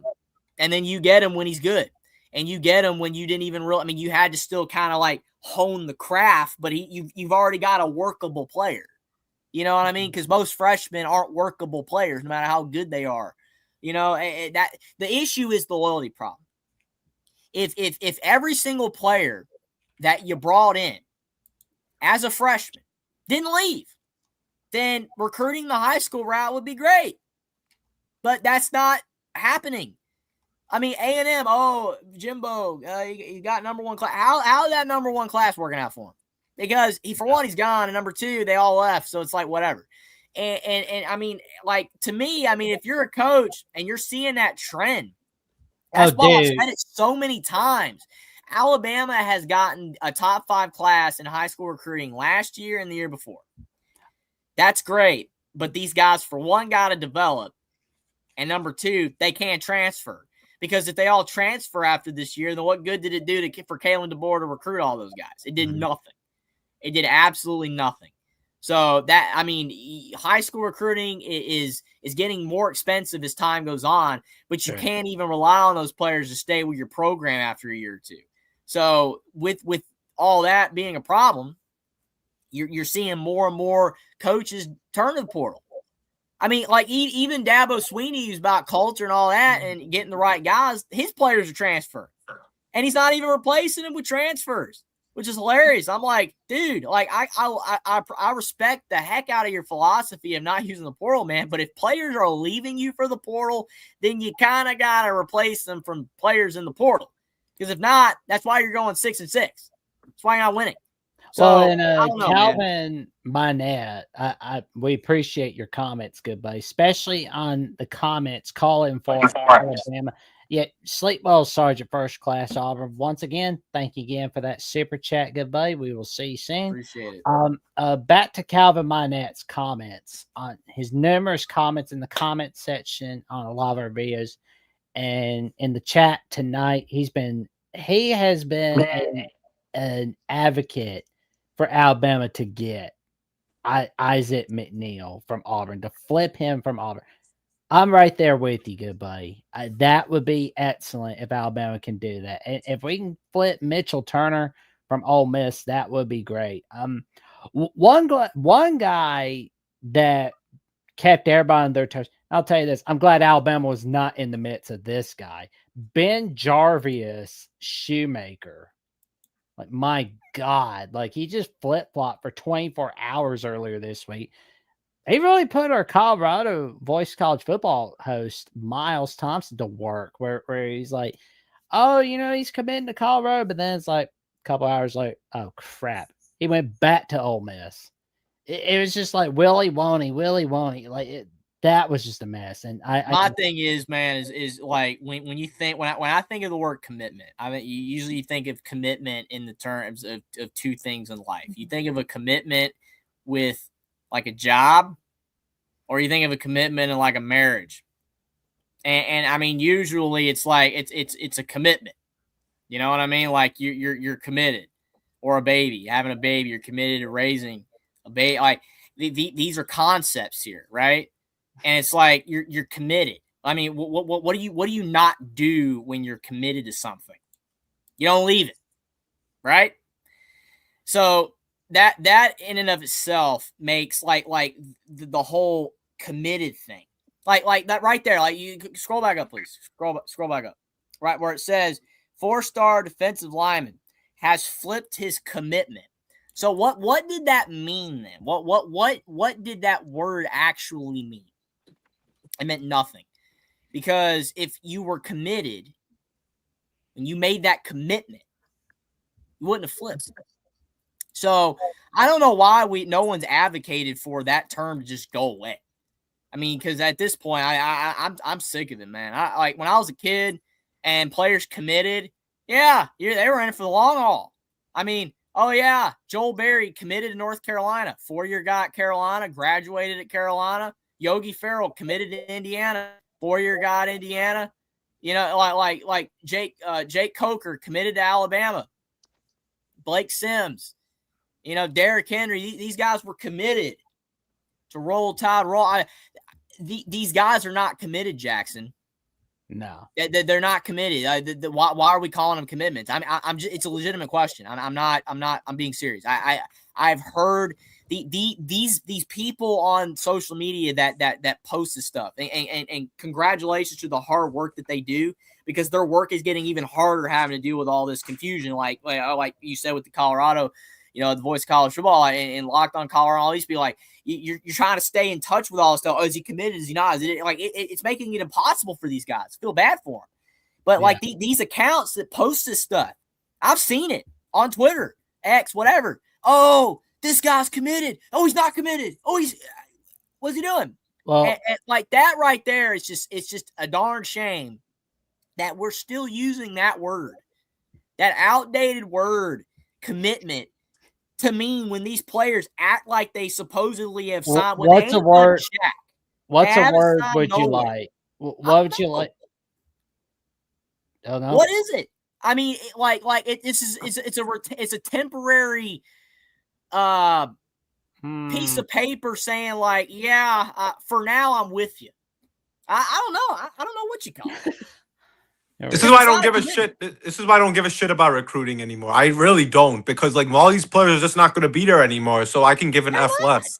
Yeah, I can give an F less. Trojan Fight said, unless multi-year contracts, multi-year deals become a thing, then high school recruiting is superfluous. If you can't keep your commitments, like I said, Alabama, we've had great recruiting the last couple years. We can't lose these guys to the portal. Don't leave, because Caleb Downs. It doesn't matter. Yeah. Man, I don't know. I mean, I don't feel like I'm wrong. I mean, if I'm wrong, please let me know. I mean, I will. You nailed it. You nailed it. Opinions on this, man. Yeah. But like, this is the biggest reason why so many people that I know are losing interest in college football. College football is not making less money. The money's there. People are still tuning in and stuff, but people aren't caring as much. It's two different things. You're still watching, you still go to games, you're still enjoying it a decent amount, but you don't care about it as much. Because for me, I mean, when I grew up, I watched these players, 4-year school, like, dude, Joel Berry, Marcus Payne, Carolina basketball had so many of these guys. And, you know, and Alabama football had so many of these guys. I mean, like, it's just gone. You know what I mean? Like Jamison Williams, I love Jamison Williams. Transfer from Ohio State. I mean, he embraced Roll Tide. Love that guy. You know, wouldn't trade him for the world. Jameer Gibbs, all that stuff. But it's still not the same. It's not the same as Derrick Henry. It's not the same as Mark Ingram. It's not the same as Julio Jones, who committed to the Tide, stayed with the Tide. Most of them graduated from the Tide and then went pro representing the Tide. It's not the same. It's not the same. And these coaches recognize that. That's why you see coaches like Signetti using the experience route, bringing in the guys in their final year of eligibility or final couple years of eligibility when they're at their peak. Because that's what most players do. The percentage of players that never transfer it's at an all-time low. It is lower than it's ever been. I would be interested to find out that percentage. I really would. No. And again, Michigander, I agree with that. Jamison Williams was one of the transfer decisions I like. He left for opportunity to play. But a lot of players are just leaving to leave now. They're just transferring because some of these guys play. Like we lost a starting receiver this year for no reason. He went to A&M. We lost a starting linebacker, or like one of the starters, Cole Sullivan. Oh my God, man. He went to Oklahoma and he's being a backup, dude. That's the bullshit part. I'm so pissed off, dude. Makes Holy no shit. sense, man. I mean, it's stuff So that's just insane. stupid. That's why I don't give a shit about recruiting. I can give an F less now, you know? Horton left Miami, came to Alabama, and he's at A&M. I mean, like, think about it. I mean, like, Horton's going to get drafted eventually. And you're going to be on there, and you're going to be the analyst. Instead of saying, oh, my gosh, Horton was the standout receiver at Miami for 4 years. What a player. He's going pro. Now you're going to have to be like, Horton got drafted in the third round. Here's some highlights of when he was at Miami. Here's some highlights of when he was at Alabama. Here's some highlights of when he was at A&M. And who's going to care? I agree, dude. Which fan base is going to care? Like maybe A&M if he wins a title with them, which probably not going to happen. If it does, I'll be shocked. But like, who is going to care? Who legitimately is going to care the most about Horton? I'm telling you, dude, fans just jerk off to recruiting way too much. I'm like, bro, a lot of these guys aren't going to be there anymore, bro. Like, come on, especially my fan base, because man. of Saban. Yeah. Horton was here last year. I'm not talking about Caleb Downs. I'm talking about Horton, Isaiah Horton. Does anybody remember that guy? Okay, whatever. I don't know. All I'm saying is that this proves my point. People don't even know what I'm talking about. He's recruiting, man. It's not the same. It's just not the same. Disgusting. For people who follow it, I don't even know how. I really don't. Yeah, more people know Tim Hortons and Horton Here's the Who than Isaiah Horton. He's a good player. But he left Bama, and it's like, go to A&M, and it's like, yeah, A&M might have 100,000 people in the stands, but that's like the most whatever program I've ever seen in my life. I mean, it is just the epitome of whatever.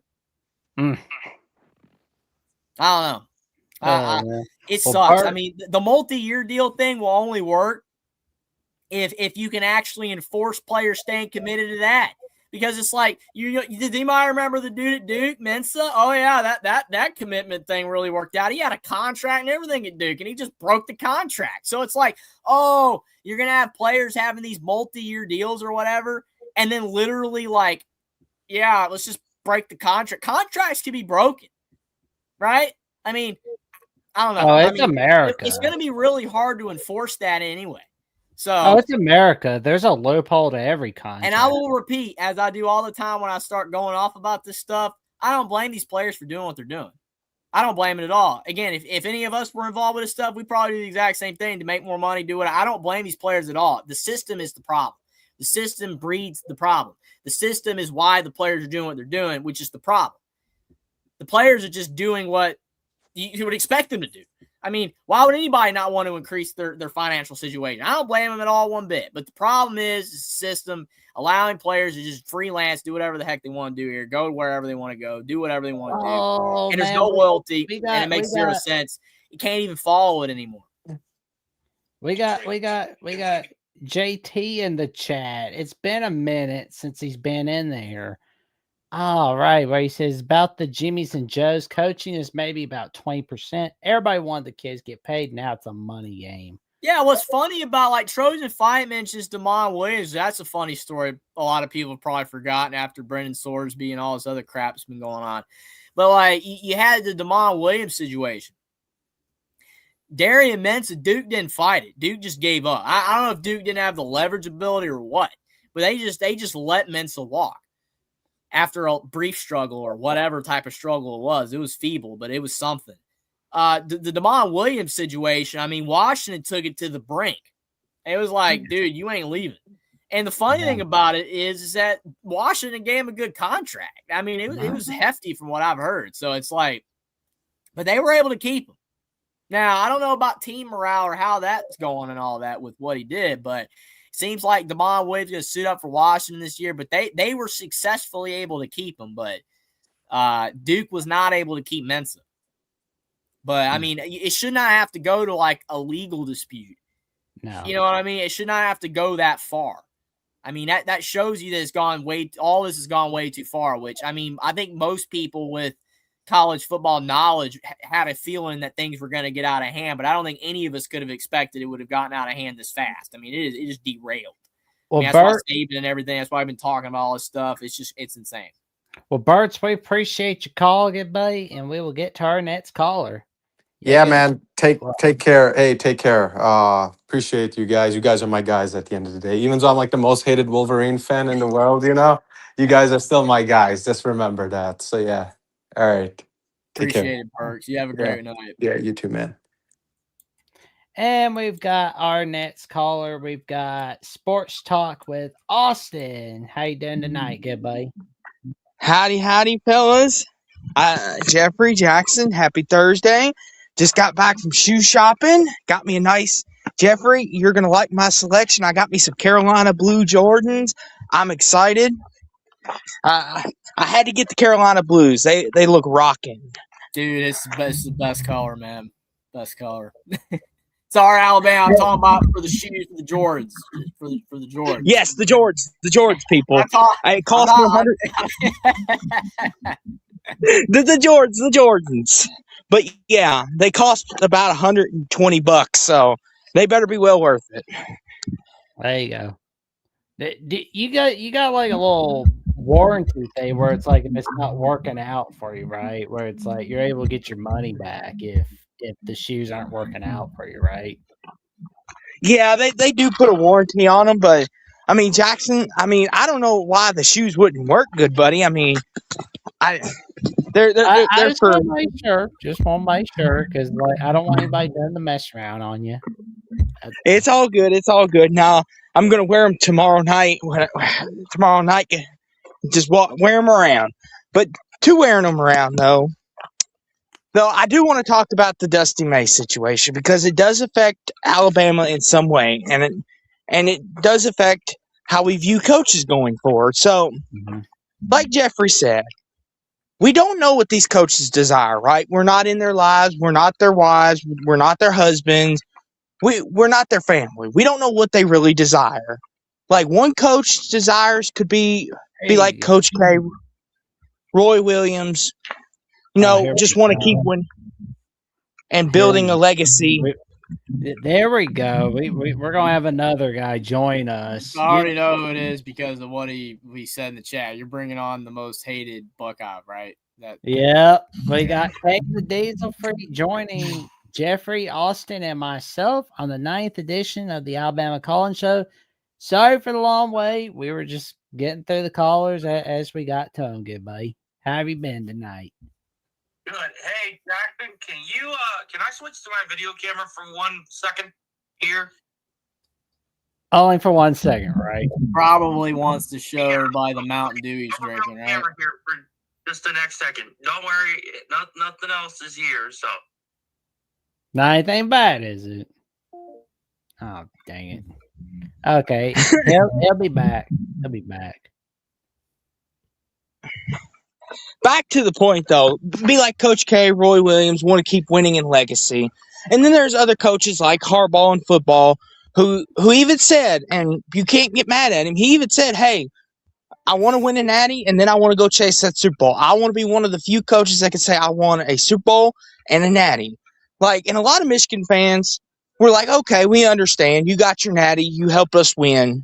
We're not going to be too mad at you.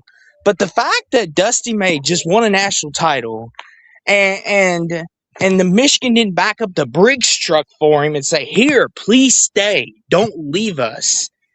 That's kind of concerning because it's just like Nate Oates, for a good example, the reports were he got contacted for the Carolina job, Jeffrey.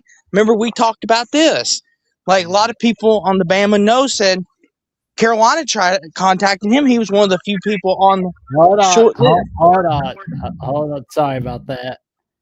What's up, man? Yeah, crazy day so far today, and I'm having to drink another. This is my fourth goddamn root beer for this evening. Okay. Jackson, Sounds did you like get it. through that shit there, son? No. No, what did I miss? Like, I know you had like a 20-second video. Well, my good friend from high school decided to stop by and help me babysit my mother's dog because they're out on vacation, and yeah, she left me a little present in my old room without me knowing. What did it come in like a box and a ribbon and all that, or no? Nope. I feel like I shouldn't say on air, should I? Not for the kids. Be good, Jackson. I didn't Be think good. it was. I didn't think it was. But I'll just tell you, the letter was a G.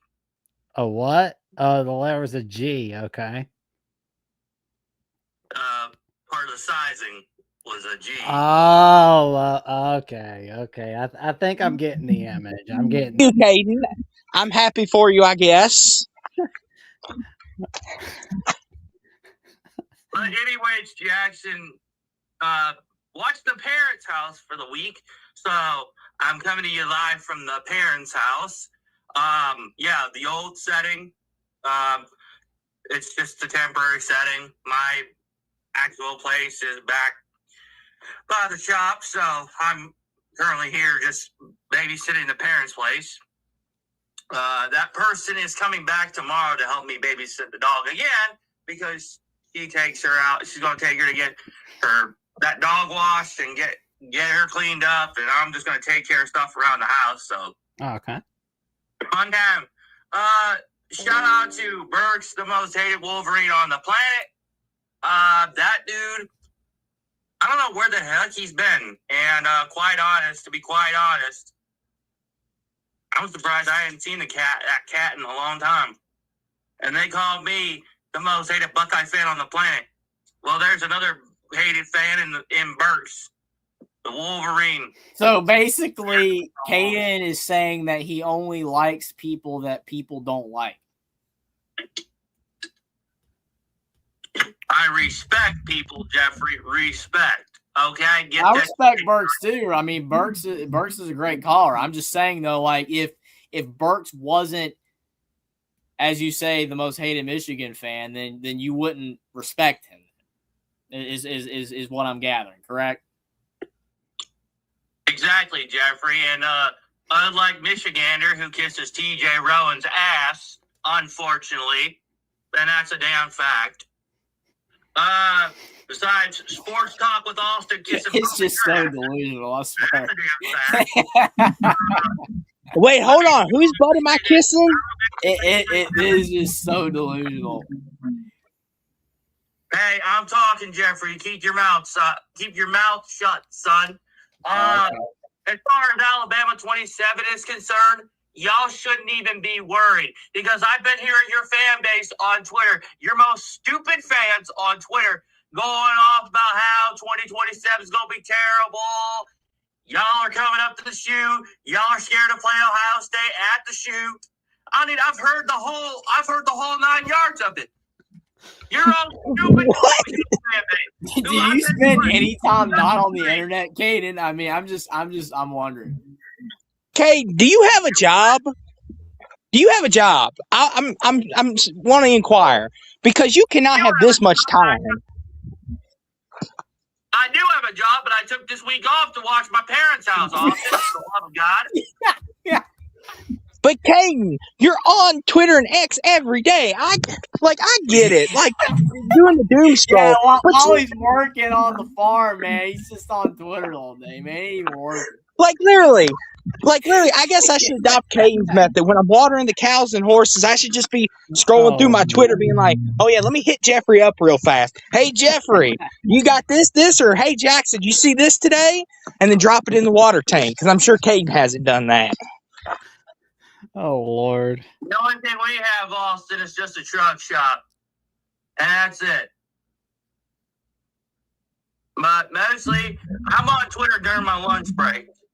But that's it. You're an awful quick scroller then, Caden. I'll give you that. If you could do all that looking through that fast in one measly hour. I'm a reader, Austin. I can understand what even the most stupid people say, including yourself. Oh, is that so, Caden? I mean, it's kind of hard for me to be stupid. I mean, listen. I mean, Jackson and Jeffrey like to associate with me, so I must not be too bad. One to no one came from. You know, that's an old saying that I think people still say sometimes, but I don't know. I don't know the validity of it, but you know, people say it takes one to know one. So just wondering how you guys feel about that. Well, I can tell you this, Jeffrey. I've drove to many more miles than that little turd of a friend of yours, Austin, in a big old dump truck. Trust me. I've driven dump truck, semi, flatbed, trash truck. I've been there and done that since 18. How did you drive a semi truck? You work for Maverick or like one of these big companies? I don't know, man. SDs or something. I mean, like. Oh, man. I just work for my buddy's family's farm and business, and that's it, full time. But because I've been there for so damn long, I at least get some extra perks. But I don't take full advantage of them. But there are some things that I have. I've got benefits. I've got medical insurance paid by the family farm, and I get extra overtime. So tonight was just one of my easier days. But yesterday till Monday, and even Friday, I worked there. I woke up earlier than I normally do. I woke up around like 3 o'clock in the morning just to get up there and start the truck up. To go to the landfill to get I thought you said you were on vacation. I was this week, but I'm talking about Busted. I'm listening to you. I mean, I'm all ears there. You said you were on vacation, but you just said that you were whatever, man. Whatever. I misplaced my words, Jeffrey. I'm trying to think while I'm talking. All right. No, you've had too many Mountain Dews or root beers or something. I don't know. It's okay. But you say you have 4 root beers tonight, right? Yep. Well, just make sure you're not doing that in your 30s, 40s, man. Like, because that will mess you up. Quit fast. I think you've already passed that point, man. See, kids, this is what happens when you stay up past bedtime. You get someone like Caden who has drunk one too many. Because of that, God damn it. And you best believe I'm gonna tell that person to take back that piece of that item back, because I don't want it sitting around. And geez, I'm not posting that on my social media. God damn it. No, Caden, you're committing blasphemy against the Holy Spirit. You said a while back that you were going to post something related to your non-existent girlfriend that you were talking about, but that never came to fruition. Wait, either. Caden has a girlfriend again? Yeah, well, he said he did, and then he didn't. But then he said the ex one that he did stuff with, that he's back with, that he isn't with anymore, that he is with. He said that he was going to post something that was probably not okay to show on air, and that never actually occurred. So, I mean, I don't know, man. I mean, it don't matter to me. It's his life. It doesn't matter to me. I'm just telling you what he said. I'm just relaying the message. So okay. Note to self. Jackson, let's get Caden a primetime television slot for his Days of Arcaden. Or The Young and the Caden. How about that? And we'll all star in it. Let's think. Hey, hold on, Jackson. Hold on. Jackson, here's the thing. You ever heard the saying, women want to be with me? Men try to be me? Yeah, I've heard that a few times. Oh, Lord. I get from the craziest chicks to the most unique, I should say crazy chicks too. Craziest being a particular name I don't want to say. Okay. To another one I don't want to say. And then another one. Then another. Then I got another DM. Then another DM. And then just last week, I got DM'd by one of their friends. And Jesus I mean, Christ, most likely these people aren't even real. So, I mean, it's okay. Listen, Jeffrey and I Jackson mean, he's and Cody. talking about DMs from social media. Probably a good Listen. chance that people aren't even real, but like, whatever. Hey, Jeffrey, you have got a better chance of marrying Buffy the Vampire Slayer than Caden does with those fake DMs, okay? And you don't have very many chances, but I give you a better chance than that. I mean, Jackson might marry a hot soap opera actor for all we know, and he's still got a better chance than Caden. Well, I can't say their careers on air because it's not rated. Yeah, it ain't real, man. It ain't real. Yeah, okay, Caden. Like, you could pull something like that, bucko. Well, I just want to ask you, what do you think is going to be going on? Hey, Wolverine fired got a point here. Oh, boy. Okay, Jackson, ask your question because unfortunately Jeffrey can't keep his damn mouth shut. Jesus Christ. How are you feeling about the recruiting for 2027, Caden, especially for You talking Ohio about State? Caden's recruitment, or are you talking about Alabama's recruitment? But what do you think about the recruiting class being low so far, Caden? Yeah, for Caden, yeah, it's very low. Are you asking about Ohio State or are you talking about Crimson Tide? Because I already talked about Crimson Tide. Alabama and Ohio State. How are you feeling about the recruiting class for 2027? And how do you feel about Ohio State's chances of landing Monchon Sales? Our chances of landing Monchon Sales, I feel like we can land them pretty good. I mean, with our coaching staff, with what we've got at the program, and what we've already done within the last 2 years, I mean, hey, we'll add another piece to the arsenal. I mean, we've got weapons stacked on weapons stacked on weapons. Another weapon don't hurt in an arsenal so large that Ohio State's got. We could go 11-1 and then possibly undefeated, win the Big Ten title, and then take the national championship or maybe 2 national championships back. That I was telling somebody, a Miami Hurricane fan earlier today. Ohio State has got better recruiting chances this year. Now that we've really stepped up our A game.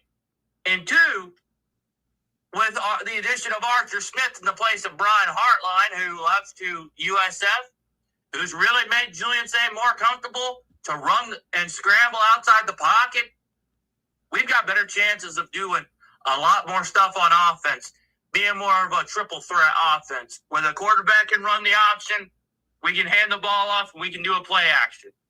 So it kind of works in hand. And as far as Alabama, I'm going to wait and see, because a lot of Alabama fans are talking like, oh, Coach Kalen DeBoer is cooking up a lot of guys. There's a lot of guys coming to Alabama. But my question is, can Kalen DeBoer really do something major this season? Can he do something especially major next season, too, 2027, since they're talking about 27? Because that's going to be a big year for Alabama, especially in the regular season when they got to come up to Columbus. So unless they lose to Ohio State, which my probability says 99.9% of a chance they lose to Ohio State by at least double digits, I feel like those recruits will easily say Ohio State by all means, because they know if they lose that game, which, like I've said, yes, they will, those recruits will say, forget about Bama and Kalen DeBoer. They just lost to one of the best teams in the nation. We're going to go Ohio State. That's just a whole other set of weapons added to Ohio State's roster and the legacy. And who knows? Possibly Derek Thomas's son might commit to Ohio State because he's in the class as well. Let's see. I'm trying to think of whose boys will be able to commit.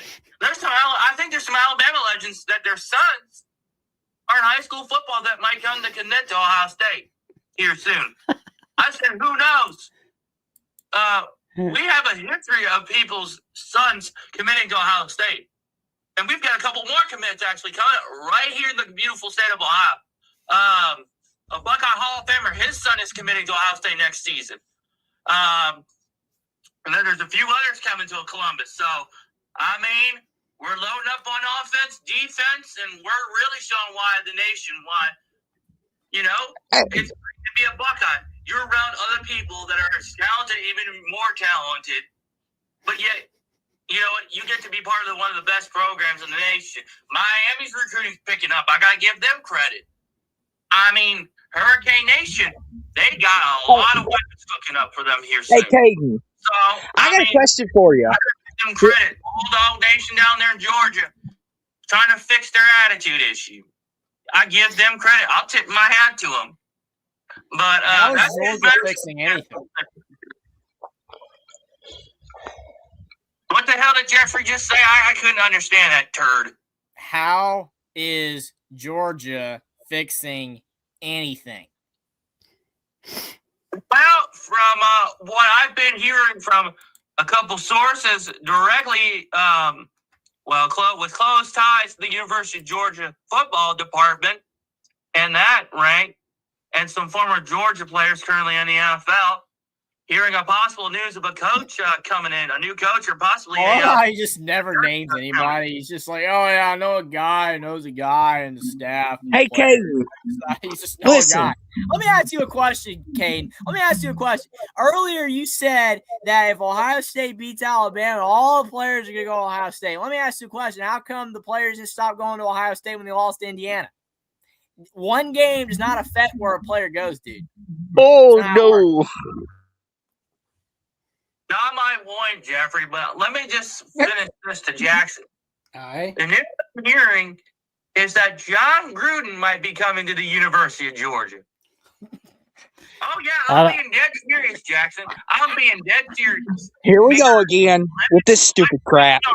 There's been a lot, and I've even personally emailed John Gruden, asking him the question about either if he ever had to. Okay, buddy. Okay.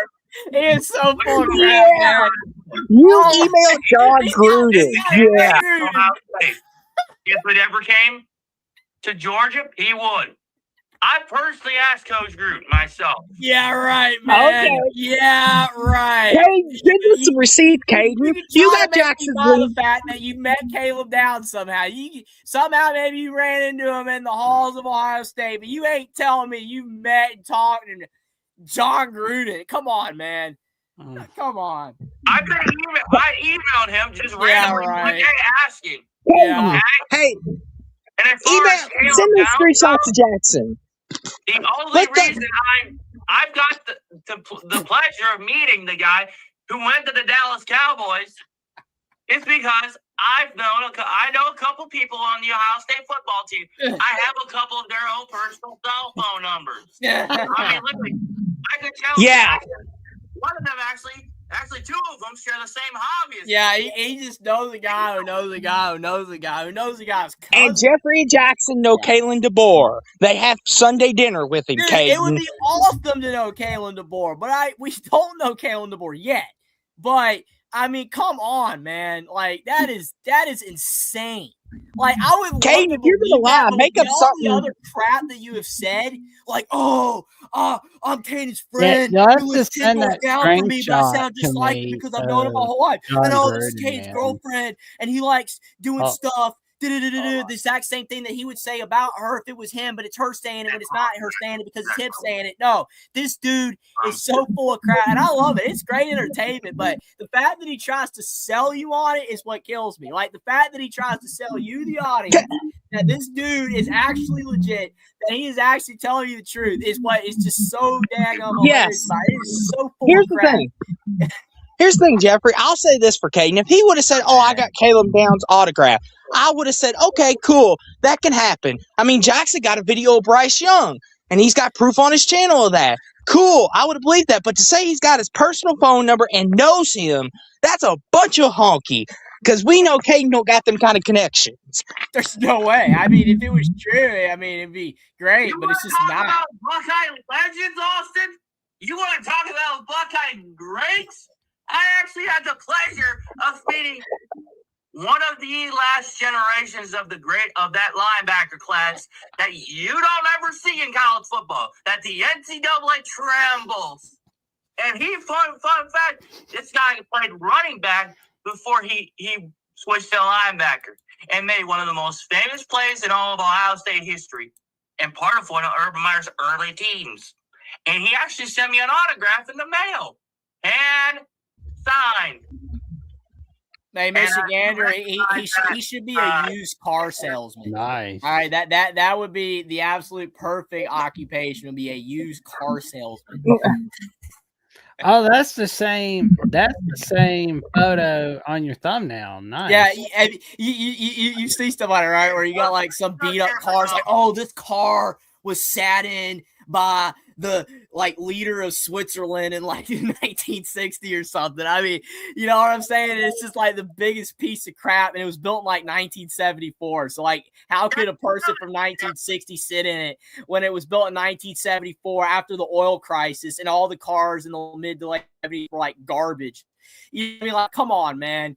Like, this dude, it is insane.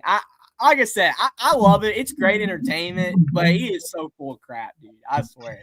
I mean, here's the thing, Jeffrey. Here's the sad part. Caleb Downs, right? Since that's what we're talking about, he got drafted by the Cowboys.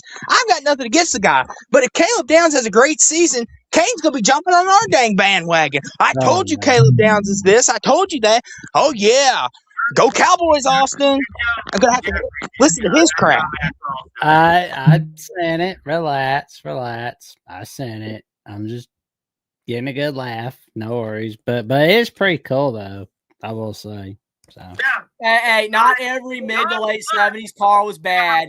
A lot of them were, but not all of them were. Some of them were good. The Novas were good before they redesigned it, but that's a whole other thing. But again, like, Caden's the only one that knows about cars around here. No one else does. But again, you know, it's just like I'm just using that as an example. Like, he would try to sell you something that's just so obviously not true. Jeffrey from OnlyTalkSports. Caden from Ohio, somewhere in Ohio. How's it going, man? Let me correct you. Trucks. I work on damn trucks, you stupid son of a bitch. And let me tell you this too, you piece of shit. I actually met the owner, and actually this guy's the CEO of a waste company right here in Columbus.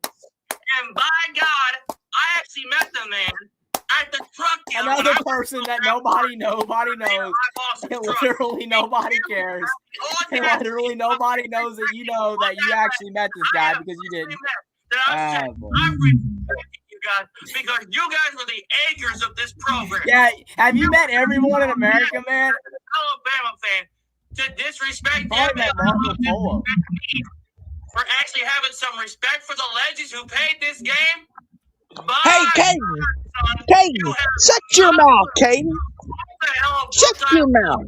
You are disrespecting. Listen here, Caden. You are talking about disrespecting. We have respect for the legends of the game. Vince Lombardi Award winners, Dick Butkus Award winners, national champions, So Super Bowl you met champions, all these people. favorites in the Pro Football Hall of Fame. And here's the other thing. You disrespected the former national champion Ohio State Buckeyes. You disrespected my homeboy, Caleb Downs, who left Alabama because Coach Saban decided to tuck his tail in between his legs. And you have the audacity for saying, I never got Whoa, Caden. Listen here, buddy. What did Urban Meyer do then, dude? What did Urban Meyer do? What did Urban Meyer? Oh, Nick Saban left with. Come on, man. Man, you crossed the line. Jeez. Caden. Nick Saban's won 7 national championships. Yeah, Nick Saban is so much better than anybody ever at Ohio State. So I don't even care, dude. I'm telling you otherwise. I would tell you to your face, Jeffrey. You know what, you four-eyed piece of shit? I want to tell you this to your face.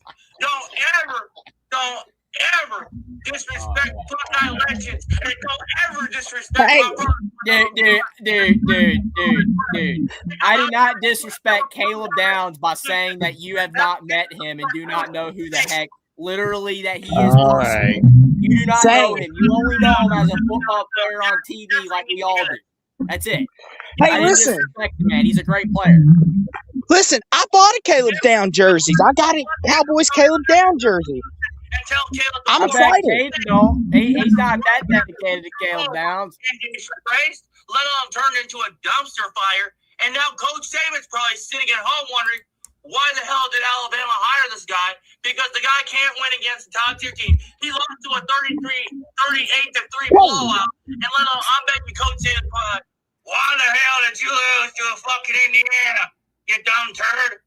I bet you Coach Saban's probably saying, Terry, it's Terry. Keep in mind that Ohio State also lost to Indiana. So, I mean, it's like, it's okay, Caden.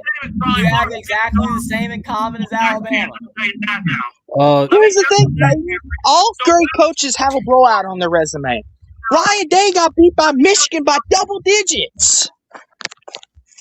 Do you not realize that, Caden? Jeffrey, this if they can keep their turd mouth shut, and let me tell you, both you pieces of garbage, this answer. I'm gonna tell you this now. If you think disrespecting Buckeye Nation is the absolute worst, How am I disrespecting Buckeye Nation? Explain to me how I've disrespected Buckeye Nation. When did I disrespect them? You're disrespecting Buckeye Nation because I'm part of Buckeye Nation, and you have the audacity to tell me. Yeah, the most hated fan. You say no one even likes you, so like whatever. Okay. That's your words. Well, let me tell you this, you little dumb turd, and let me tell your buddy that queen eating part of a piece of garbage. And let me tell you, you worthless pieces of garbage who should belong in Sesame Street and should belong there and stay there. Literally, Caden probably still watches Sesame Street, which there's nothing wrong with that, by the way. But, like, dude, come on. I The swear Paul, Mountaineer Paul. What's up, man? Disrespecting my homeboys like that. You know what? And you know what? I want to thank you two turds because you know what? You're fueling Buckeye Nation. This is why we don't like your family. Literally, we're going to be the reason that Ohio State wins it all next year. We're going to be the reason. Some guys on the internet. Yeah, that makes sense. That makes a whole lot of sense, Kane. That's some deep thinking right there.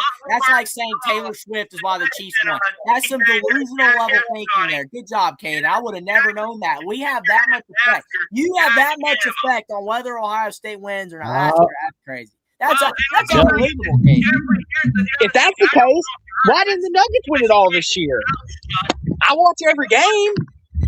Do I not have an effect? That turd TJ and them two jackasses, that ginger-headed bastard John D'Animo, and then that jackass Johnny Olden, who, let me tell you, TJ, I'm going to tell you, him, Michiganer, kiss both of their ginger-headed, fat turd asses every single fucking week on that Michigan channel, who, let me tell you, is the worst of the worst. I'll tell you what, they are like the Epstein fans of college football. That is how bad they are. And you know what? I can agree with that insult literally is losing all value at this point, dude. I mean, it's like, come on, man. Let me tell you this. Like, Michigan is like the Epstein fans of college football because of how much they disgrace their program, let alone they disgrace their own athletic department. Good night. A lot of Ohio State fans would probably say the same thing about you. I mean, literally. I mean, I'm not saying it, but I'm just saying that a lot of them probably would. They won them games. Let me tell you that, Jackson and Jeffrey. We've won our games. We've been there, done that. Won titles. Won Big Ten titles. Won Rose Bowls, Cotton Bowls, Fiesta Bowls, Orange Bowls, Peach Bowls. We've won probably almost every majority bowl that's on New Year's Eve and beat some of the best teams. Where has Alabama been? You might have had 5 root beers instead of 4, folks, maybe. Sitting back, listening to Dixieland Delight. Forget about Dixieland Delight. Because that's all you sing, you know. Hey, Caden. What about Sweet Home Alabama? That's another song. It's not all just Dixieland Delight. Come on, man. Hey, Caden, before you go, I got a message for you. no working and keeping their mouths shut. And you know what? That's what I respect about this program. Unlike y'all singing Dixieland Delight in the locker room. Forget about it. Hey, Caden, I got a message for you. Got a message for you before you go. Louisville isn't going to do a damn thing. Hey, listen here, buddy, old pal. We took your quarterback. So who really? What's that say about your guys? Leaky Keyholes came over here. He came into pity old Louisville. Cade's going to say he's nobody. He's nobody. You know what? He's just like Kyle McCord. He's a nobody. Understand. In the words of an NFL Hall of Famer and a Miami alumnus, and I bet you met him. If you are not willing, and you are not willing to be in a program that especially plays 60 minutes of physical football, you ain't built for this program. Get out. You know what? Ray Lewis's words fit Buckeye Nation perfectly. If you cannot hang with Buckeye Nation and you can't put the extra work in with Buckeye Nation, you got a damn problem. What work are you putting in, dude? Like what work are you putting in for Buckeye Nation? You sure are putting in a lot of work with your mouth right now, but other than that, you're not doing anything. Talk, Caden. I mean, it kills me. Like, he talks about himself like he's like some overlord of Ohio State football. Like he influences everything. You know what I mean? Like he influences the chat room. Team, man. It's like, come on, man. It cracks me up. It's insane. It's so delusional. That's why it's funny. It is funny. Don't get me wrong. It is highly entertaining, but my goodness. You know what? I'm gonna tell you what, you four-eyed Crimson Levitt jackass. Laugh all you want. Because when we get the job done, win that national title. We get the job. What are you doing? What are you doing? Like, I know we as fans, we say we. I've done it before. Jackson's done it before. We've all done it before about our team. We. But what are you doing? You aren't doing anything. If your team wins, you didn't do anything. So this we beat you is inaccurate. We say that as fans, but it's that you didn't do anything. Well, you know what? At least I have the privilege of going into the weight room every Sunday afternoon. Oh, yeah. Okay. Yeah. I believe as much as Jackson State. Hold it, you two jackasses, and let me finish. The only reason I get in there for absolutely free is because of those guys. Because I've earned their respect. And you know what? And you have they just allow some random dude to just use the weights, man. Like, come on, man. Let him know, Jeffrey. Keep your mouth shut. Because it's a thing of respect that you don't understand that Buckeyes understand. Buckeyes, you understand that? You're not a Buckeye. You're a Crimson. Neither are you. You're just a fan. You're not a Buckeye either, Caden. You're not a player. You said that you got an offer. You turned it down for some good old honest living, but you literally did not get an offer. You are not. You are a Buckeyes fan, Caden. Fan. You buy the merch tickets. You are a Buckeye. You are a Buckeye fan. Wow, that is some insane revelation right there, Kate. That is incredible.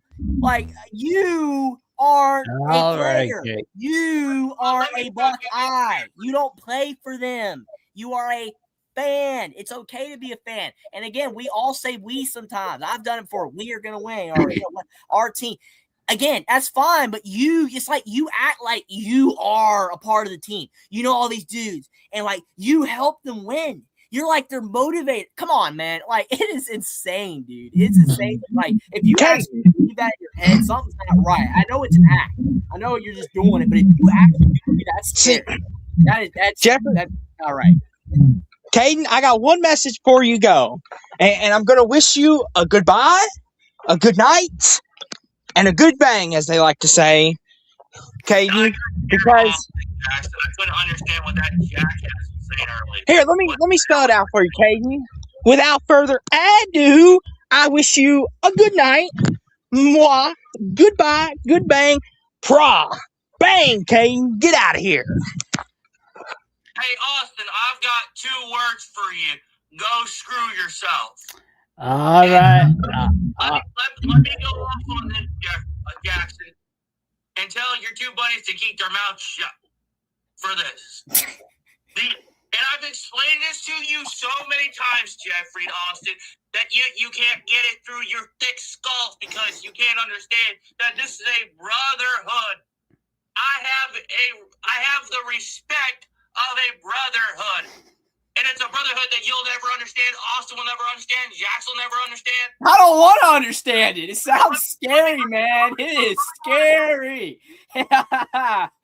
I'm good. You can have it, man. You can have that brotherhood. I'm fine. Let me tell you this. As somebody who played in high school football, never made it to college football. But you know what? I've shared my thoughts with them. I've shared my thoughts. And you know what? My thoughts, you know what? There's things that I even tell them that they agree with me. Even Caleb Downs agrees with me on some things.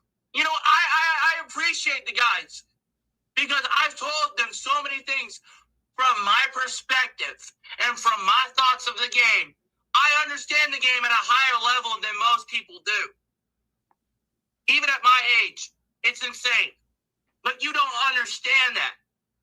Unfortunately, you're stuck at a level where you can't understand some aspects and inner workings of the game that I actually understand.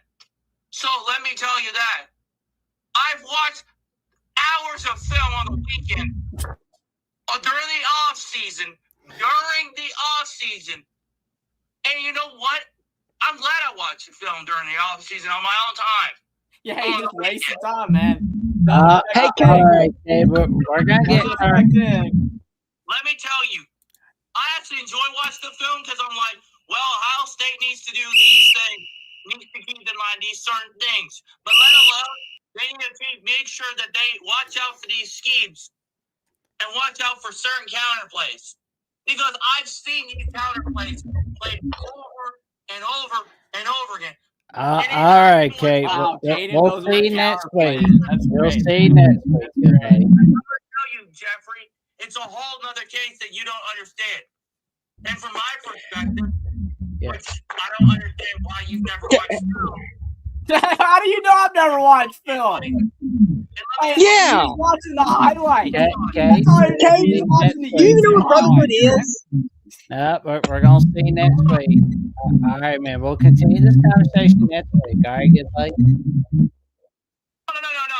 They started it. I'm gonna finish the other day. Hey, Kate, do you know what brotherhood All is? right, man. Well, you can have part 2 next Thursday. We'll see you soon. Yeah, you're just gonna cut him off, and then he's gonna come on next Thursday, and it's gonna be like it's the same sentence again. Yeah, no. It's like, okay. That was entertaining. Do we have any more Yeah, callers? It's getting late. It's about 2 hours in. Oh, man. Well, Okay. Gotta wrap. I'll say this real fast.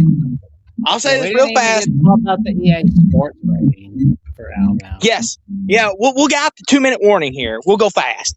All right, guys. So back to what I was saying real fast. With Nate Oates, you know, everything he's done at Bama, do you think there's a chance he jumps? Like, because there's been teams that have looked at him. Denver's looked at him. You know, Carolina looked at him. Do you think that'll entice him like it did Dusty May, especially playing with superstars and all that? Or do you think he's more committed? I think he's more committed to Bama. I think Nate Oates going to be staying at Bama. He'll be fine.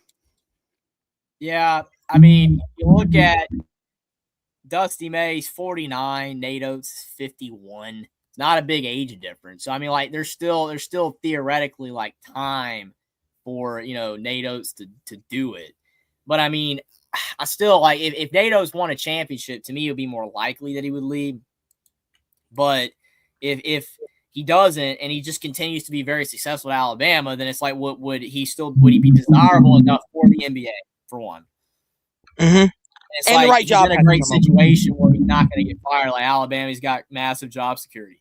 So, I mean, it kind of depends on what he does, in my opinion. If he wins a natty, then I think there's a good chance he would go. But if he doesn't, I think it's more likely he would stay. But that's just my opinion. I could be wrong. And two, real fast, too, it all depends on what job opens up. Like when Denver opened up, and he was on the short list for the calls. Like, that's a great situation to go in. I know I may be biased in saying that, but you're playing with Jokic, who's one of the best players maybe of all time. You're playing with Jamal Murray, one of the best point guards in Nuggets history. You got all these pieces around you, and you have a team that you can win now with. But you look at Dusty May. Like, he's got great pieces around him. He's going to have Kyrie back. He's going to have Cooper Flag. But are the Mavericks going to be able to win a title next year? I don't know. But they will be, I think, a playoff team at least. So, and that's the thing, too. In the NBA, there's more pressure to win as in college. As in college, you could have a couple bad years, depending on your AD, and then they go, okay.